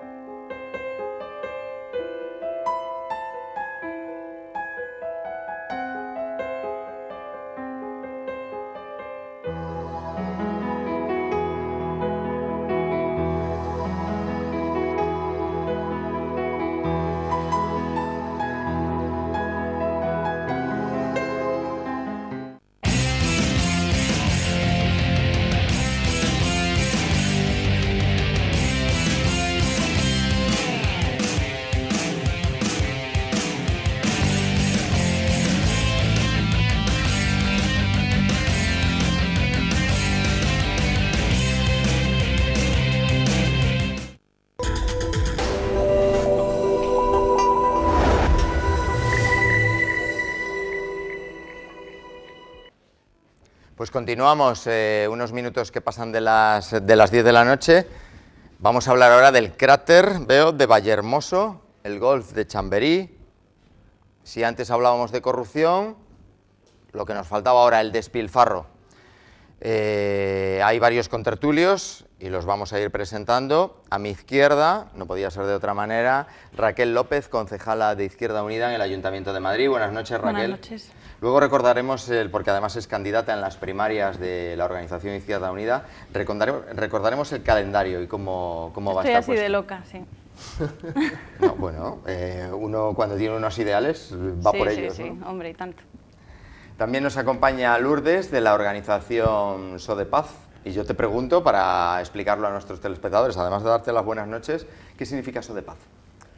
Bueno, SODEPAZ significa algo así como desarrollo hacia proyectos de cooperación internacional, ¿no? SODEPAZ empezó en proyectos de estos, pero ahora también se está centrando en proyectos más nacionales y quiere sacar a la vista cosas que están pasando ahora mismo en el país. Y también, gracias, también nos acompaña Jesús Martín, vicepresidente, si no me equivoco, de la ONG SODEPAZ, ¿no? Y a ti te pregunto, organizador de la que disteis en llamar la ruta por el despilfarro, el Madrid abandonado urbanísticamente, ¿no? Bueno, era algo así. Las rutas por el otro Madrid le llamamos. Un viaje a la resaca del urbanismo del despilfarro, ¿no? Sí, vamos a hacer una cada mes o cada 2 meses, en función de cómo vayan nuestras cosas. O sea, hay varias rutas. Sí, hicimos una antes del verano, de carácter un poco prueba, y estas ya es las que hemos convocado a la ciudadanía en general. Por tanto, esta era la primera que oficialmente hemos hecho, y queríamos tratar en cada una de las que hagamos una temática concreta. Entonces, esta vez hemos dedicado nuestro recorrido a visitar esos cadáveres urbanísticos que la crisis ha dejado empantanados. Es decir, nos enfangamos con unas inversiones multimillonarias en la época de Gallardón, y ahora lo que tenemos es eso, pues cráteres, agujeros, como decimos nosotros, agujeros físicos, es decir, socavones, y agujeros económicos en las cuentas del Ayuntamiento de Madrid. Tomen nota. Cadáveres urbanísticos, los vamos a ver enseguida, porque además nuestras cámaras estuvieron allí en este primer viaje al Madrid del despilfarro, esta ruta, pues eso, de los cadáveres urbanísticos. También está con nosotros esta noche Rubén Fernández Avilés, que es historiador y periodista. Buenas noches. Buenas noches. Y además colaborador, y también hay que decirlo, del periódico local Distrito Villaverde. Así es, en Villaverde en mi barrio, bueno, soy de San Cristóbal de los Ángeles, pero lo que es en el periódico de Distrito Villaverde, estamos empezando un nuevo proyecto para intentar abrir el periódico a la gente, y ya desde aquí aprovecho para hacer un llamamiento a que la gente colabore, porque vamos a abrir el periódico para que ellos escriban. Lo veremos, y veremos también si en Villaverde, te preguntaremos luego si hay cadáveres urbanísticos o hay despilfarros o cosas que no se han hecho, porque hay que decir que antes de esta ruta, bueno, pues existe un top 10 en el Ayuntamiento de Madrid, y es Vox Populi, y bueno, y fue divulgado este verano, un poquito antes del verano, un top 10 que han llamado, yo tengo por aquí, es como una lista de éxitos, a ver si las cámaras lo pueden coger, me recuerda a la lista de éxitos de los 40 principales o algo así. Sí, era la idea. Y es un top 10 de éxitos entre comillas, habría que decir fracasos totales y rotundos con dinero público, de Ana Botella y su antecesor en el cargo, el fracasado alcalde Gallardón. Le daremos un repaso también a esta lista de éxitos. Estamos aquí ahora con las fotografías. Empezamos por la ruta de este pasado sábado. Vamos a ver enseguida imágenes y podemos ir comentando, ¿no? ¿Qué es lo que llamáis el cráter de Vallehermoso? Y en este caso se lo pregunto a Raquel, porque yo sé que lleva encima, además de estos temas, como bastante tiempo, ¿no? Bueno, yo creo que lo interesante de lo que hicieron el otro día es un recorrido no son los desastres, sino el despilfarro que se ha dado para favorecer no a los vecinos de Madrid, sino a las grandes constructoras de este país.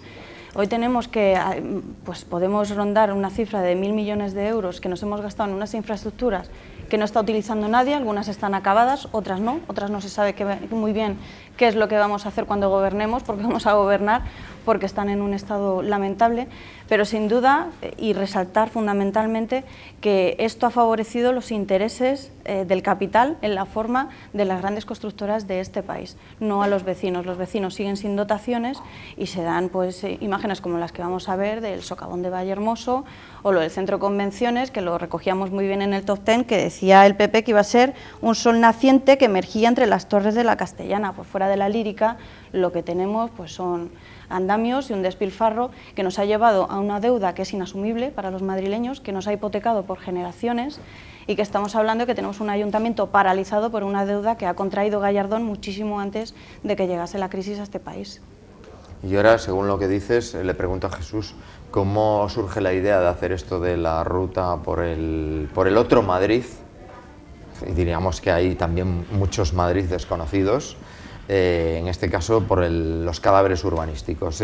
¿Cómo surge la idea? Pues mira, la idea surge porque nosotros somos una ONG, como decía mi compañera, una organización no gubernamental para el desarrollo. Es decir, llevamos 27 años, ni más ni menos, que colaborando con los países del sur y sensibilizando a la gente del norte para que viaje a países del sur a conocer su realidad, sus luchas y sus resistencias. El problema es que cuando en 2008 estalla la crisis, en toda su amplitud, el sur sube, y nosotros que creíamos dormir en un país del norte nos despertamos en un país del sur. Y ahora ya no solamente vamos a visitar El Salvador, Nicaragua, Bolivia, Palestina, donde la gente resiste, sino que empezamos a hacer viajes a Grecia, a Melilla, a Madrid. ¿Por qué? Pues porque los mismos problemas, los mismos ajustes que querían imponerle a Bolivia, ahora la troika comunitaria nos quiere imponer a nosotros, a los madrileños, a los ciudadanos del Estado español. Y por tanto esas resistencias hay que verlas. Entramos en contacto con unos compañeros en Valencia que hacían algo parecido. Le llamaban así también, la ruta del despilfarro. Imagínate, el país valenciano, donde 1/3 de sus diputados están imputados por casos de corrupción. Bueno, pues algo parecido queríamos hacer en Madrid, es decir, enseñar a los ciudadanos y a las ciudadanas ese Madrid que nos quieren ocultar, ese Madrid que está por debajo de los proyectos faraónicos que las últimas alcaldías nos quería...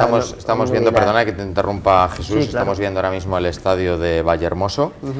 Se sacó a concurso la construcción de uno nuevo que quedó desierto, como desierta y con un enorme boquete. Sigue hoy la parcela de 35.000 metros cuadrados, casi 4 veces el estadio de Santiago Bernabéu, que la albergó. Os dejo intervenir, o sea, es decir, podéis ir comentando. Aquí tenemos el enorme socavón, ¿no? Que, bueno, pues es que quitan infraestructuras para los vecinos de Madrid, especulando que allí pueden hacer negocio, y ahora nos dejan en estas condiciones. Entonces, claro, un socavón de estas circunstancias, de esta amplitud, que estamos hablando de 35.000 metros cuadrados, pues evidentemente hace falta invertir. Hace falta una idea, hace falta sobre todo dinero, que es lo que no tiene hoy el Ayuntamiento de Madrid, pero antes del socavón eso se estaba utilizando. Entonces yo lo que entiendo es que los vecinos de Madrid tienen que pedir responsabilidades ante un gobierno que no ha velado por sus intereses, sino por los intereses evidentemente de los amigos de las constructoras, que se han lucrado, que han sacado muchísimo dinero a partir de la obra pública, y que no tenemos dotaciones gracias al despilfarro que hoy tenemos, y que cuando tenemos dotaciones acabadas como el centro de Alzheimer de la calle Granada, pues no tenemos dinero para ponerlo en marcha, y que tenemos bibliotecas públicas que resulta que tampoco podemos poner en marcha, y que la alcaldesa de Madrid sale sin ningún pudor a decirnos que tiene que haber voluntarios que no van a cobrar dinero para poner en marcha instalaciones municipales. Pero es curioso porque, sin embargo, el campo de golf sí se pone en marcha, y frente a la legalidad que establece el Tribunal Supremo, ¿no? Y ahí está. Sí, lo que pasa es que la legalidad parece que se la pasa por el arco del triunfo la señora Aguirre. Entonces, bueno, pues se empeñó en que eso tenía que ser así, contra la total oposición del movimiento vecinal de Chamberí, y ahora estamos en una situación, pues en la que tenemos, de parálisis absoluta. Y en el colmo de lo que estamos viendo, la única pista de baloncesto, por lo visto, se va a demoler, ¿no? Pues, hombre, a mí, yo incidiría en lo que comenta Raquel, ¿no? Es decir, en ese estadio de Vallehermoso compitieron los atletas, algunos de los atletas más importantes del Estado español. Algunas marcas importantes del Estado se batieron en ese estadio, es decir, estaba funcionando. Pero entró la dinámica del faraón Gallardón de que lo viejo ya no servía, de que iba a hacer una ciudad nueva, una ciudad global, atractora de inversiones, y que por tanto todas las infraestructuras que existían, en lugar de conservarlas, de mantenerlas y de gestionarlas mejor, decidió que las iba a demoler y hacer unas nuevas, no al servicio de la ciudad, sino al servicio efectivamente, como ahora estamos viendo, de las constructoras y de sus amigos. Y las consecuencias las estamos pagando. Es decir, ahora Chamberí seguramente pues no tiene ni un estadio, ni una instalación deportiva, ni una cancha de baloncesto, como tú apuntas. La siguiente parada, y vamos a ver imágenes, son las obras paralizadas del Paseo de la Dirección en el distrito de Tetuán, aunque antes creo que hacemos un salto en el camino, por así decir, y esto, si no me equivoco, estas imágenes, Raquel, pertenecen sí, a la quinta de Torrearias. A la finca de Torrearias, que ahí sí hay buenas noticias, cuéntanos. Sí, hay muy buenas noticias porque, vamos a ver, por poner un poquito en conocimiento a los que nos estén viendo, es una finca del siglo XVI, yo soy vecina de San Blas y siempre he visto el candado en la puerta, no se abría desde hace 4 siglos, siempre ha pertenecido a la aristocracia. Ahí la estamos viendo. Sí, es la primera vez que entra a la televisión, de hecho, así que estamos muy contentos de que por fin los vecinos puedan verlo. Bien, pues en el año 86... Yo, como comentábamos, perdóname, Sí. como comentábamos antes de empezar el programa, digo, y si no podemos entrar, les pasamos el dron por encima y al final imágenes. Es decir, no vamos a privar del derecho de información a nuestros telespectadores porque alguien del equipo de la señora Botella se le meta en la cabeza. O sea, no, ¿cómo es? Las cosas absurdas, cuanto menos, yo creo que debe primar siempre el derecho de información y nuestros espectadores, y lo saben porque nos conocen, bueno, pues entraremos o de una forma u otra, pero tienen que conocer algo que es de todos los madrileños, ¿no? Sí, pues hemos entrado y además lo hemos peleado mucho los vecinos. También tengo que decir que Izquierda Unida lo ha peleado mucho porque nos es conocida la oposición a lo que quería hacer el Partido Popular. Como decía, en el año 86 Tierno Galván firma un convenio con la familia de Tatiana Guzmán el Bueno, que bueno, pues pertenece a una de las familias más ricas de este país, una grande de España. En ese año 86 se firma un convenio por el que en cuanto falleciese el matrimonio pasaría a formar parte del patrimonio de los madrileños. Esto no era nada altruista, era a cambio de algo, a cambio de que el Ayuntamiento de Madrid le recalificase más de medio millón de metros cuadrados a esta familia para que pudiesen edificar. Nosotros habíamos hecho un cálculo de que habían podido hacer más de 5.000 viviendas y habían podido obtener a lo largo de todos estos años, con burbuja inmobiliaria incluida, más de 500 millones de euros de beneficios. Es decir, que ha habido una familia que se ha lucrado en torno a ese convenio y cuando muere la familia, pues resulta que le preguntamos a la señora Botella qué va a pasar con la finca, queremos que sea para los vecinos y bueno, pues parece que se nos insinúa y al final teníamos razón en que había un interés en cedérselo al Opus Dei, que como sabemos todos es una institución súper altruista que no tiene ningún interés lucrativo ni religioso ni nada por el estilo y que vamos, vela por el interés de los vecinos de Madrid siempre. Ante esto, el movimiento vecinal de San Blas Canillejas se puso en marcha. Yo creo que hoy tenemos que estar orgullosísimos. El otro día hubo una manifestación que fue emocionante e histórica porque nos unimos todos a pelearlo y hemos conseguido que el Opus se retire. Y no solo que se retire por las buenas, sino por las malas, porque ha habido tanta contestación social. Hemos hecho un recurso que al final se ha admitido a trámite por el Tribunal Superior de Justicia por parte de la plataforma donde estamos integrados y claro, han tenido que retirarse. Sin duda. Importante, yo creo, y te interrumpo ahí en ese punto, yo creo que es importante destacarlo, ¿no? Al final la lucha vecinal, que muchas veces lo hemos visto, no solo funciona en Gamonal, ¿no? También en Madrid, aunque lo tapen o no se sepa, al final funciona. Sí, sí, funciona. Además, de hecho, yo les amenacé a los del PP en el Pleno diciendo exactamente esto, que cuando desoyes la voluntad vecinal, la voluntad popular, pues al final le puede pasar la circunstancia, y ojalá sea así en muchos casos, de que los vecinos se unan y luchen con un objetivo común. Y en este caso lo hemos conseguido, pese a que el Opus daba por sentado que eso iba a ser suyo. Cuando querían hacer en la Universidad de Navarra, con máster a 18.000, 20.000 euros, cuando en Canillejas no tenemos ni un instituto público. Es que ha creado muchísimo malestar y ha creado muchísima indignación y en este sentido de verdad felicitar y darle la enhorabuena a todos los vecinos que hemos participado en esta lucha porque lo hemos conseguido y espero que sea ejemplo para las luchas que siguen en Madrid. ¿Otra parada de autobús que destacaríais? Le pregunto a Jesús o a Lourdes, cualquiera de los, o la siguiente, ¿cuál tocaría? La de la Quinta les gustó mucho. ¿Cuál? ¿La Quinta? La Quinta de Torrearías. La Quinta de Torrearías. Porque los otros son desastres, pero esto era bonito. Sí, eso por supuesto, y por eso teníamos las imágenes ahí preparadas. Y veo la desoladora herencia del Madrid olímpico. ¿Quién nos lo explica? Pues si quieres te hago yo una ligera introducción. Yo puedo hablar casi como ciudadana, también como integrante de la ruta, pero como también sorprendida de todo lo que vi, ¿no? Entonces, cuando llegamos allí a lo que se supone que era la Villa Olímpica, yo me quedé mirando como diciendo, ¿esto es lo que hemos enseñado a la gente que ha venido a verlo? O sea, era como de risa, ¿no? De risa, pero a la vez indignante, porque se ha hecho ahí un edificio, se ha construido un edificio para piscinas, saltos olímpicos y demás, que ha costado yo creo que más de 100 y pico millones, ¿no? Y que ahora mismo no se sabe qué hacer con ello. Incluido el centro acuático, ¿no? Que está allí abandonado. El centro acuático, ese es el nombre. Y ahora mismo no se sabe qué hacer con ese edificio. O sea, es otra herencia que van a recibir el próximo alcalde y los próximos concejales que gobiernen, porque no se sabe qué hacer con ese edificio. O sea, es otro muerto, es otra parte del despilfarro que ha habido urbanístico, ¿no? Y por otra parte estaba la Peineta, que también estaba llena de andamios, sin ninguna dirección, sin ningún objetivo y sin nada de eso.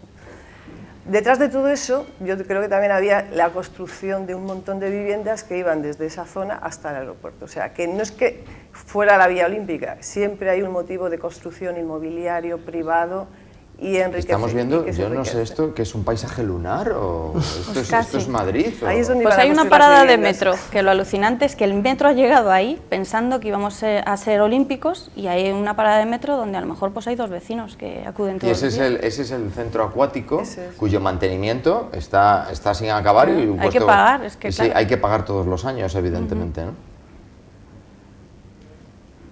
El paradigma del modelo olímpico madrileño, a diferencia de lo que fue Londres o lo que fue Barcelona, es que en lugar de tapar heridas de la ciudad, lo que ha pretendido era desarrollo urbanístico. Y por eso se había preservado todo ese terreno, que es básicamente el límite del parque del municipio de Madrid con el de Coslada, para hacer allí la Vía Olímpica y posteriormente construir viviendas. Es decir, siempre el ladrillo está en los proyectos de desarrollo del Partido Popular en Madrid.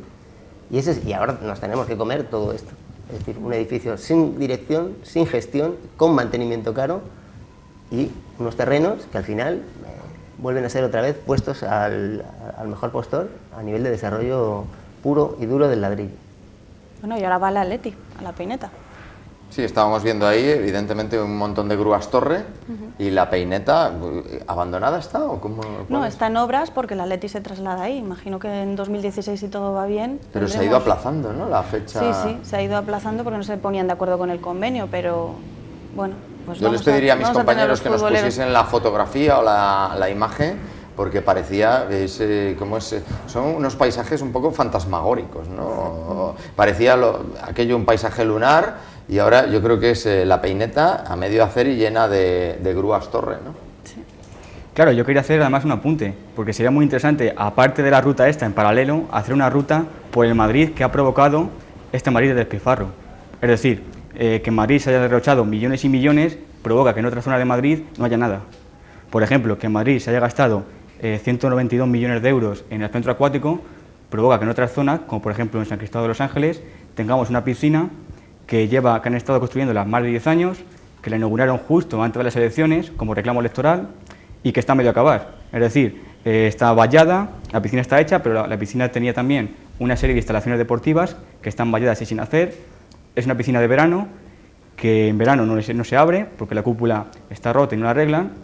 Y mientras tanto se han gastado millones en este centro acuático que nadie va a usar y que sigue sin construirse. Entonces yo creo que sería también hacer una ruta interesante por esos lugares que ha provocado... Bueno, el déficit de equipamientos quizá en los distritos y especialmente en los distritos del sur, que es donde se congrega gran parte de la población, el déficit es casi congénito, ¿no? Nunca se ha querido equilibrar la ciudad, ¿no? Tanto que muchas veces en el discurso oficial oímos el reequilibrio de la ciudad, algo muy del... ¿cómo era? Alberto Ruiz Faraón o Gallardón o tal.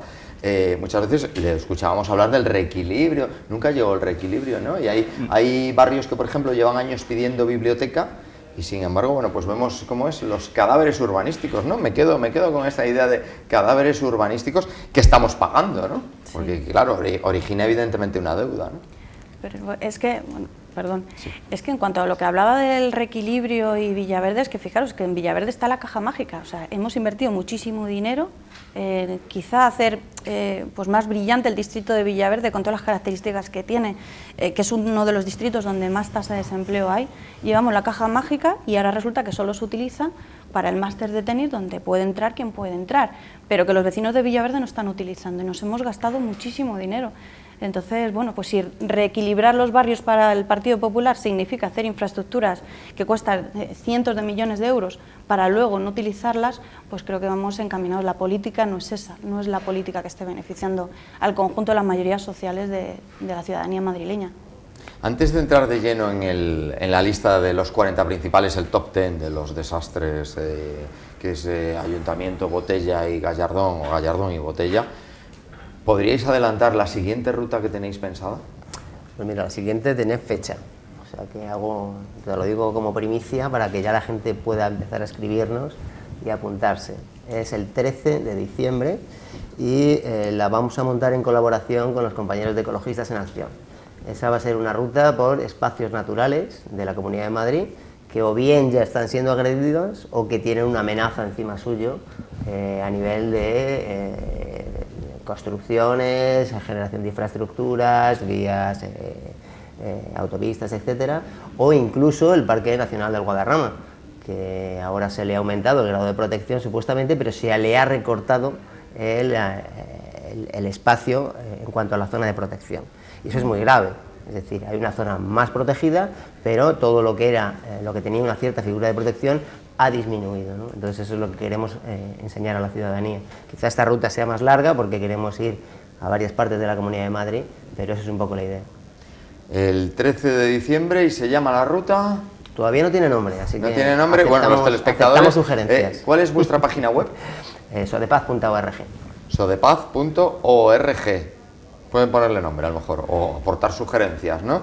Ruta con ecologistas en acción, por en este caso, bueno, pues los destrozos ecológicos podríamos llamar, ¿no? O amenazas. O amenazas que están todavía pendientes de... Muy relacionadas, o quizá no, con el mundo del ladrillo. Sin duda, siempre.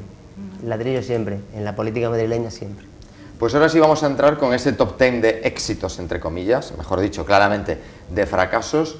Nos pone al día nuestra compañera Eva.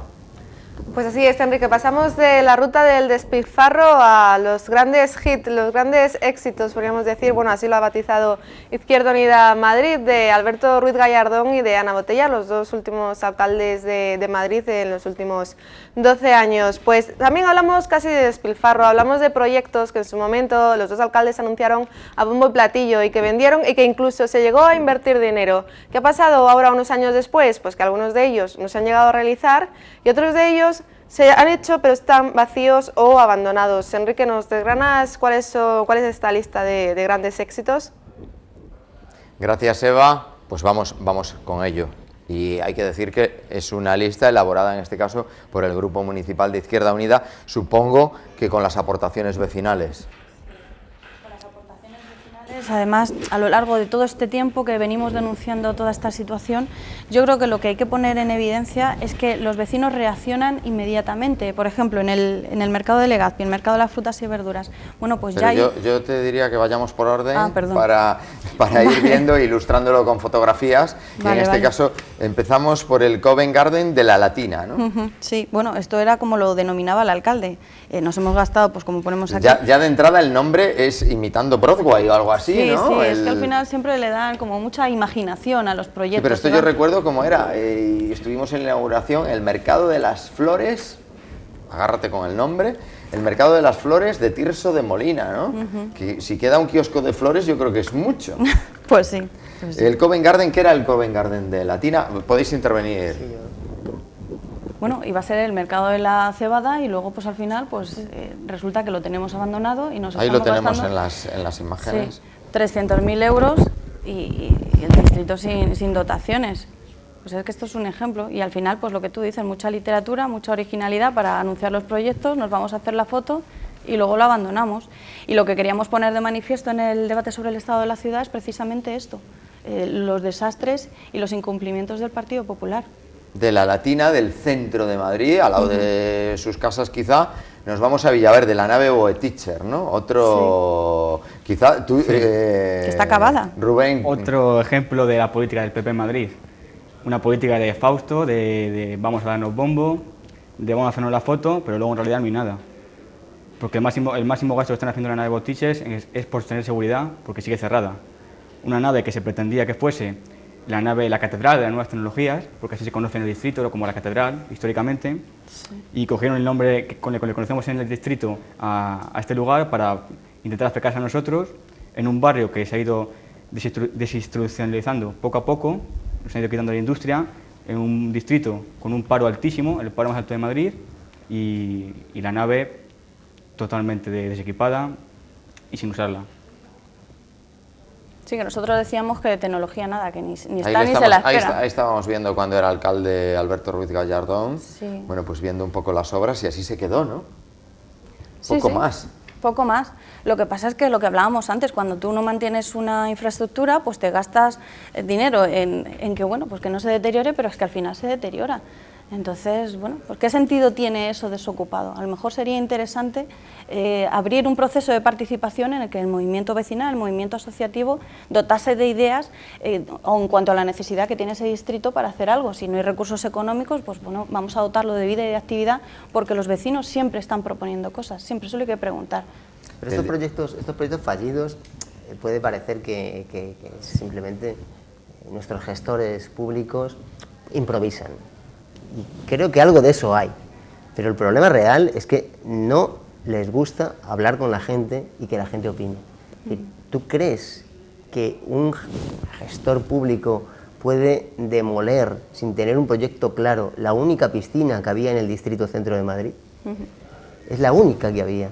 Y ahora mismo lo único que hay es un agujero. La de la Latina, ¿no? Es un agujero. Es que ya no hay nada. ¿Por qué? Pues porque no consultan con la ciudadanía. Afortunadamente, en este caso hay que decir, ocupado por algunos movimientos sociales que realizan en el agujero sus actividades. Menos mal que estamos nosotros para darle uso a los agujeros que ellos hacen. Vamos al top 3 y de Villaverde en este caso nos vamos, creo que es a Vallecas, ¿no? El Parque de la Gavia. Sí. El primer parque autosuficiente y sostenible de Madrid. Es que lo hemos visitado varias veces y al final los vecinos lo que te plantean es la desolación, ¿no? Porque es que en muchas partes hay barrizales, no hay absolutamente nada. Entonces, bueno, pues para ellos desde luego es desmoralizante y que no hacen nada, no hacen nada. Por más que lo hemos denunciado, no hacen nada. Y aquí se ve la falta de intención política, está clarísimo. Y seguimos en los distritos del sur, en este caso el de Latina.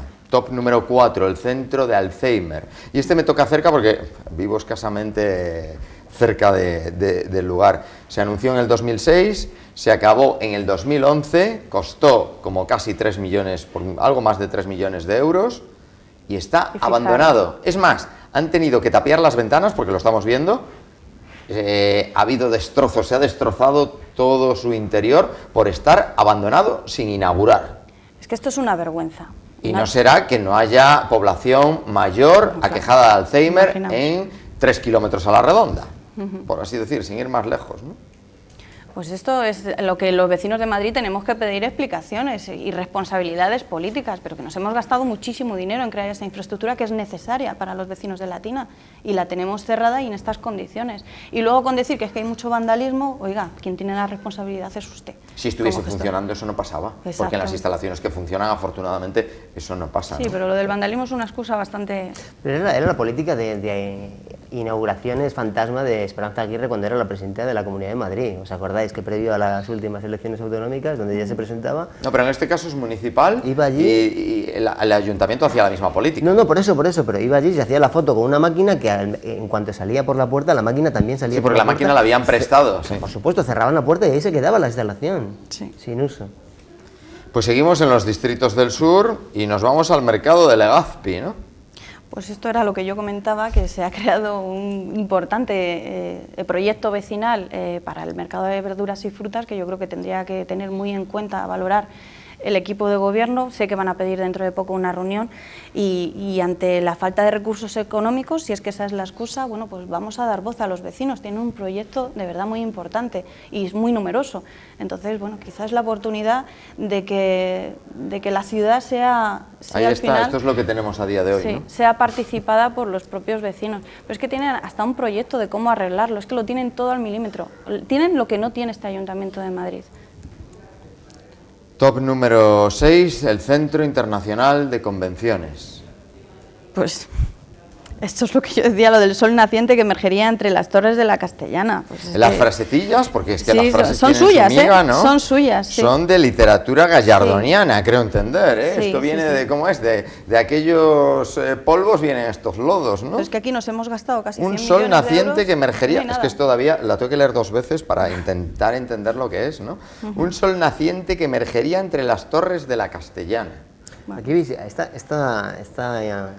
este fiasco fue visitado en la ruta por el otro Madrid y era espectacular porque se explicó lo siguiente, y es que algunos ingenieros ya están diciendo que o ese hueco, es decir, el hueco que ha quedado ahí al lado de las 4 torres, el que estamos viendo ahora en pantalla, se rellena con algo, ya no digo con alguna otra infraestructura, proyecto del cual carece el Ayuntamiento de Madrid, sino que o se rellena y nos hemos gastado 120 millones en hacer el agujero, 120, o sea, el presupuesto inicial de ese proyecto del edificio eran 300 millones. Solamente en hacer el hueco se gastaron 120. Imaginaros el desvío final si llegamos a acometer la edificación del edificio. Bien, pues vuelvo. Los ingenieros están diciendo que o hacemos algo ahí o empieza a haber peligro de derrumbe de las torres porque se les ha quedado todo un costado sin recubrir. Entonces empieza a haber peligro físico de deterioro de los edificios colindantes. O sea, un problema ya incluso grave de seguridad pública. Efectivamente. De seguridad pública, de seguridad urbanística. Seguimos, top 7, el Coliseo de las Tres Culturas, en el distrito de... Esto es Hortaleza. Hortaleza. Sí. Bueno, pues esto ya hace muchísimos años. Yo, de hecho, lo he conocido ya como concejal, así como un erial. Era un proyecto que se tenía con José Luis Moreno, si no recuerdo mal, y al final pues ha quedado en... Por eso siempre digo que al final son negocios... Tiene también frasecita, ¿eh? Sí, que son negocios con los amigos. La digo. Y la dila. Coliseo de las Tres Culturas, un gran centro cultural inspirado en el Parco de la Música de Roma. Hombre, a mí me inspira poco. Por ahora me inspira, si por ahora me inspira poco. Nuestros espectadores le inspira, ahí lo estamos viendo. Igual en un futuro no, aquí los vecinos llevan indignados muchísimo tiempo, muchísimo tiempo. Y esto está parado, ¿eh? Esto sí que... Totalmente, ¿no? Totalmente. Top número 8, el Palacio de la Duquesa de Sueca. Iba a ser biblioteca en tiempos de Manzano. Estos tiempos ya éramos jóvenes todos. Bueno, pues además es que este es un edificio histórico, que por más que hemos denunciado que, oiga, manténgase, que es un edificio, es patrimonio histórico y público de los madrileños. Y sin embargo ahora, bueno, pues no sé si tenéis imágenes de dentro, pero es que hay algunos espacios que se están cayendo literalmente. Lo han dejado ya llegar a la ruina, ¿no? Bueno, esto es una de las obsesiones de mi grupo municipal, lo hemos denunciado muchísimas veces, pero vamos, les ha dado exactamente igual. Y es una pena porque ya digo que pertenece al patrimonio histórico de nuestra ciudad. Pues vamos a pasar al top 9, Cibal de Ballesta, definido, leo textualmente, como punto de encuentro de innovadores y creadores dentro de un espacio flexible y futurista. Bueno, aquí ya nos advierte que sería futurista, ¿no? Sí, decíamos... Ahí lo estamos viendo. Si vas hoy es un punto de encuentro para comprar ropa italiana de rebajas en la tienda en la que se ha convertido. O sea, es una tienda. Es que, bueno, le echamos humor al final en la denuncia, pero que no tiene ni pizca de gracia, ¿eh? Ni pizca de gracia. Sí, porque al final son espacios, incluso algunos, pues que son patrimonio histórico, claro, ¿no? de la ciudad. Y esta ciudad, y lo decimos muchas veces, ¿por qué ese empeño de nuestros gobernantes en no respetar su pasado ni conservarlo, ¿no? No, porque si eso se traduce en dinero, les da exactamente igual.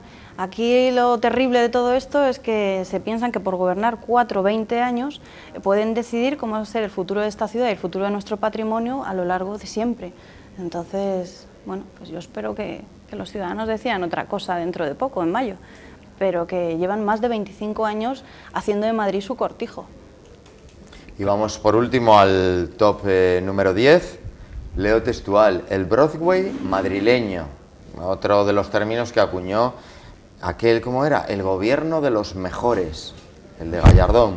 Ahí vemos la Gran Vía, Gallardón anuncia en el 2007 la compra de un cine en la Gran Vía como punto de partida a lo que será el Broadway madrileño. Yo me quedo... Todavía pasado tiempo me sorprende. Y sin embargo han cerrado 10 de los 13 cines que había en la Gran Vía, fomentando al final pues el ocio en los centros comerciales. Porque antes te ibas a ver una peli en pantalla grande y es que ahora no te lo puedes encontrar. Pues nosotros la ruta la acabamos precisamente en el inicio de ese Broadway madrileño, que era el Madrid Centro-Centro, es decir, el Palacio de Telecomunicaciones de las Cibeles. Es decir, el empeño del equipo de Gallardón y luego su seguidora de invertir cantidades ingentes en dotarse de continente sin contenido. Que es 800 millones, creo recordar, ¿no? Que costó el traslado toda Plaza la de la Villa. Toda la operación salía por ese marco. Pero es que ya más allá de eso es que ahora mismo no tiene contenido. Es decir, son salas de exposiciones que no tienen ningún contenido cuando está en decenas de infraestructuras culturales en Madrid sin uso. Porque, por ejemplo, Conde Duque, hay todavía zonas de Conde Duque que no tienen uso. Entonces, ¿qué necesidad? Esa es la gran pregunta. ¿Qué necesidad tenían los madrileños y las madrileñas de hacer esa inversión para convertir Correos en el nuevo ayuntamiento. El antiguo ayuntamiento está vacío y deteriorándose con goteras porque no tiene uso. No tiene uso. ¿La Plaza de la Villa está en ese estado? La Plaza de la Villa, de verdad, iba a decir que es una maravilla, es que rima, pero es que es verdad, es que eso sí que es patrimonio de todos, patrimonio histórico, y antes lo utilizábamos como salón de pleno, también tenía el despacho del alcalde, el secretario, tenía un empaque histórico aquello, o sea, sentarte allí... Y aquellos, incluso yo recuerdo una de las veces, porque había manifestación cuando los periodistas cubríamos algún pleno y tal, había manifestación, se bloqueaba bastante. La verdad, Álvarez del Manzano aguantó manifestaciones todas y más, pero yo creo que con un espíritu más democrático que el presente, ¿no? Y se bloqueaba, lógicamente, la Plaza de la Villa y a los periodistas nos pasaban por un callejoncito de detrás, una de esas calles históricas de Madrid maravillosas, y nos metían por casi las catacumbas de la Plaza de la Villa, en medio de la oscuridad, hasta pasar hasta el salón de plenos, porque estaba todo comunicado, todos los edificios se comunican por lo visto por los sótanos, ¿no? Pero fijaos, algo que nosotros echamos de menos como Izquierda Unida es que tú oías a la gente, cuando había manifestaciones o se debatía algo importante, los vecinos venían y el alcalde tenía que soportar las protestas, tú lo oías, pese a que estaban las ventanas cerradas. Eso, bueno, Gallardón le produciría alergia, ¿no? Bueno, es que ahí va de progre todavía. Pero cuando ya nos hemos pasado a Cibeles, no sé si lo conocéis, el salón de plenos está totalmente aislado de la calle. Yo diría bunkerizado. Además es que cuando viene público, que además no te dejan que venga todo el mundo, pese a que hay muchísimo más espacio que antes. Es que incluso ni lo llamaría público, algunos elegidos, ¿no? Sí, si os cuento yo las batallas que tengo para que me dejen pasar invitados. Bueno, pues es una especie de pecera donde el público o los invitados se ponen por arriba, pero están absolutamente alejados de nosotros. No pueden hacer ningún comentario, no hay ningún contacto entre la institución. Se empieza así y se acaba dando ruedas de prensa en un plasma. Claro, efectivamente. Nosotros sí que echamos de menos ese contacto con los vecinos de la que los Plaza hay de en la cualquier Villa. municipio, en cualquier gran municipio de Madrid. El público está justo a escasos metros de sus representantes ciudadanos y del salón de plenos que representan la soberanía de la ciudad. Sería bueno poder mirar a los vecinos a la cara mientras presentas tu gestión, pero bueno, que en todo caso a lo que íbamos, que la Plaza de la Villa ahora mismo está desocupada y claro, pues lo que hablábamos antes, pues al final el mantenimiento pues será el que sea. ¿Cómo se ve desde una ONG? Bueno, pues todo esto que supone, por un lado, el despilfarro en esos cadáveres urbanísticos, ¿queda la ciudad hipotecada muchos años? Os pregunto a los dos. Hombre, es evidente que sí, que queda hipotecada, que se ha visto mala gestión, que esto lo vamos a pagar caro, que encima no hemos sacado, digamos, un provecho en los barrios de todos estos edificios, o sea que no se les ha dado ninguna utilidad. Entonces sí, creo que sin tener demasiadas cifras, solo con lógica, esto lo vamos a pagar caro y durante mucho tiempo. ¿Qué aconsejaríais, y ahora se lo pregunto a Jesús, qué aconsejaríais si en mayo, y los ciudadanos lo deciden, hubiese cambio de gobierno? No sé, y no estoy pensando en ninguno en concreto. ¿Qué aconsejaríais al gobierno entrante? Que hable con la gente. Es decir, un gran titular, sin duda, que hable con la gente. Estos desaguisados solo los puede solucionar la participación ciudadana. Es decir, que la gente, como comentaba Raquel con Legazpi, se ponga a trabajar entre ellas y hacer propuestas. Y yo creo que con poco dinero se pueden hacer cosas muy interesantes. Incluso, pero a lo mejor lo más grave es que las propuestas, algunas están encima de la mesa, ¿no? Y llevan muchos años encima de la mesa, ¿no? Hay movimiento vecinal, algunas asociaciones, y Raquel sin duda lo debe conocer, muy activas, que tienen propuestas, pero no son ni recibidas siquiera, ¿no? Sin duda. Pero tú preguntabas antes, ¿cómo se ve desde la ciudadanía este desaguisado? Pues yo le digo que con dolor, porque cuando a nosotros nos exigían austeridad, ellos vivían en el despilfarro. Y eso es muy injusto, pero sobre todo es muy humillante. Es decir, nos han recortado todo mientras ellos vivían a golpe de talonario que pagábamos todos. Y eso es muy injusto. Es decir, frente a la austeridad, ellos vivían en el despilfarro. Claro, eso no puede ser. Yo creo que lo que decían antes de que se definían como el gobierno de los mejores, yo creo que sí, que eran el gobierno de los mejores, pero de los mejores en coger el dinero público, el dinero de todos, y utilizarlo para llevárselos a sus amiguetes y a la esfera privada. Porque, por ejemplo, hablando de ejemplos como que estáis poniendo antes, en la caja mágica, cuando se gastan más de 290 millones de euros en hacer una infraestructura que no se está utilizando nada más que 3 meses al año, y mientras tanto en ese barrio, en San Fermín, necesitan un polideportivo y una biblioteca y a esos vecinos no se les da, ¿eso qué es? Llevarse el dinero público, el dinero de todos, a manos privadas y dejar a la gente sin nada. O al lado, enfrente de la Caja Mágica, en Entrevías, según cruzas el puente, toda la avenida de Entrevías que sube al barrio, llena de escombros, llena de basuras, es el Madrid que quiere el PP. Hay que hacer caso a las entidades ciudadanas, a las ONGs, a las entidades vecinales. Y hay que remunicipalizar los servicios, porque de ahí sacaremos también a las constructoras de lo que es el negocio en Madrid. Pues estamos hablando de que las grandes constructoras están haciendo negocio a costa de todo este despilfarro y de todos estos cadáveres urbanísticos, pero que son las mismas, y yo creo que hay que ponerlo sobre la mesa, que prestan nuestros servicios, que están metidos en nuestros servicios sociales. Ahora también, hasta Florentino se ha metido con las escuelas infantiles, los jardineros, los barrenderos, el alumbrado, la construcción, todo está gestionado ahora mismo. Pues desde que salimos a la calle todo está privatizado, cuando resulta que son nuestros servicios públicos, que yo entiendo que no son privilegios, sino que son derechos, y yo creo que es fundamental que la ciudadanía reclame que todo esto sea remunicipalizado, que las constructoras por fin salgan de la ecuación. Y además, decía, al hilo de lo que decía ella, siempre son las mismas constructoras, siempre son las 5 o 6 grandes constructoras de España las que están en Madrid.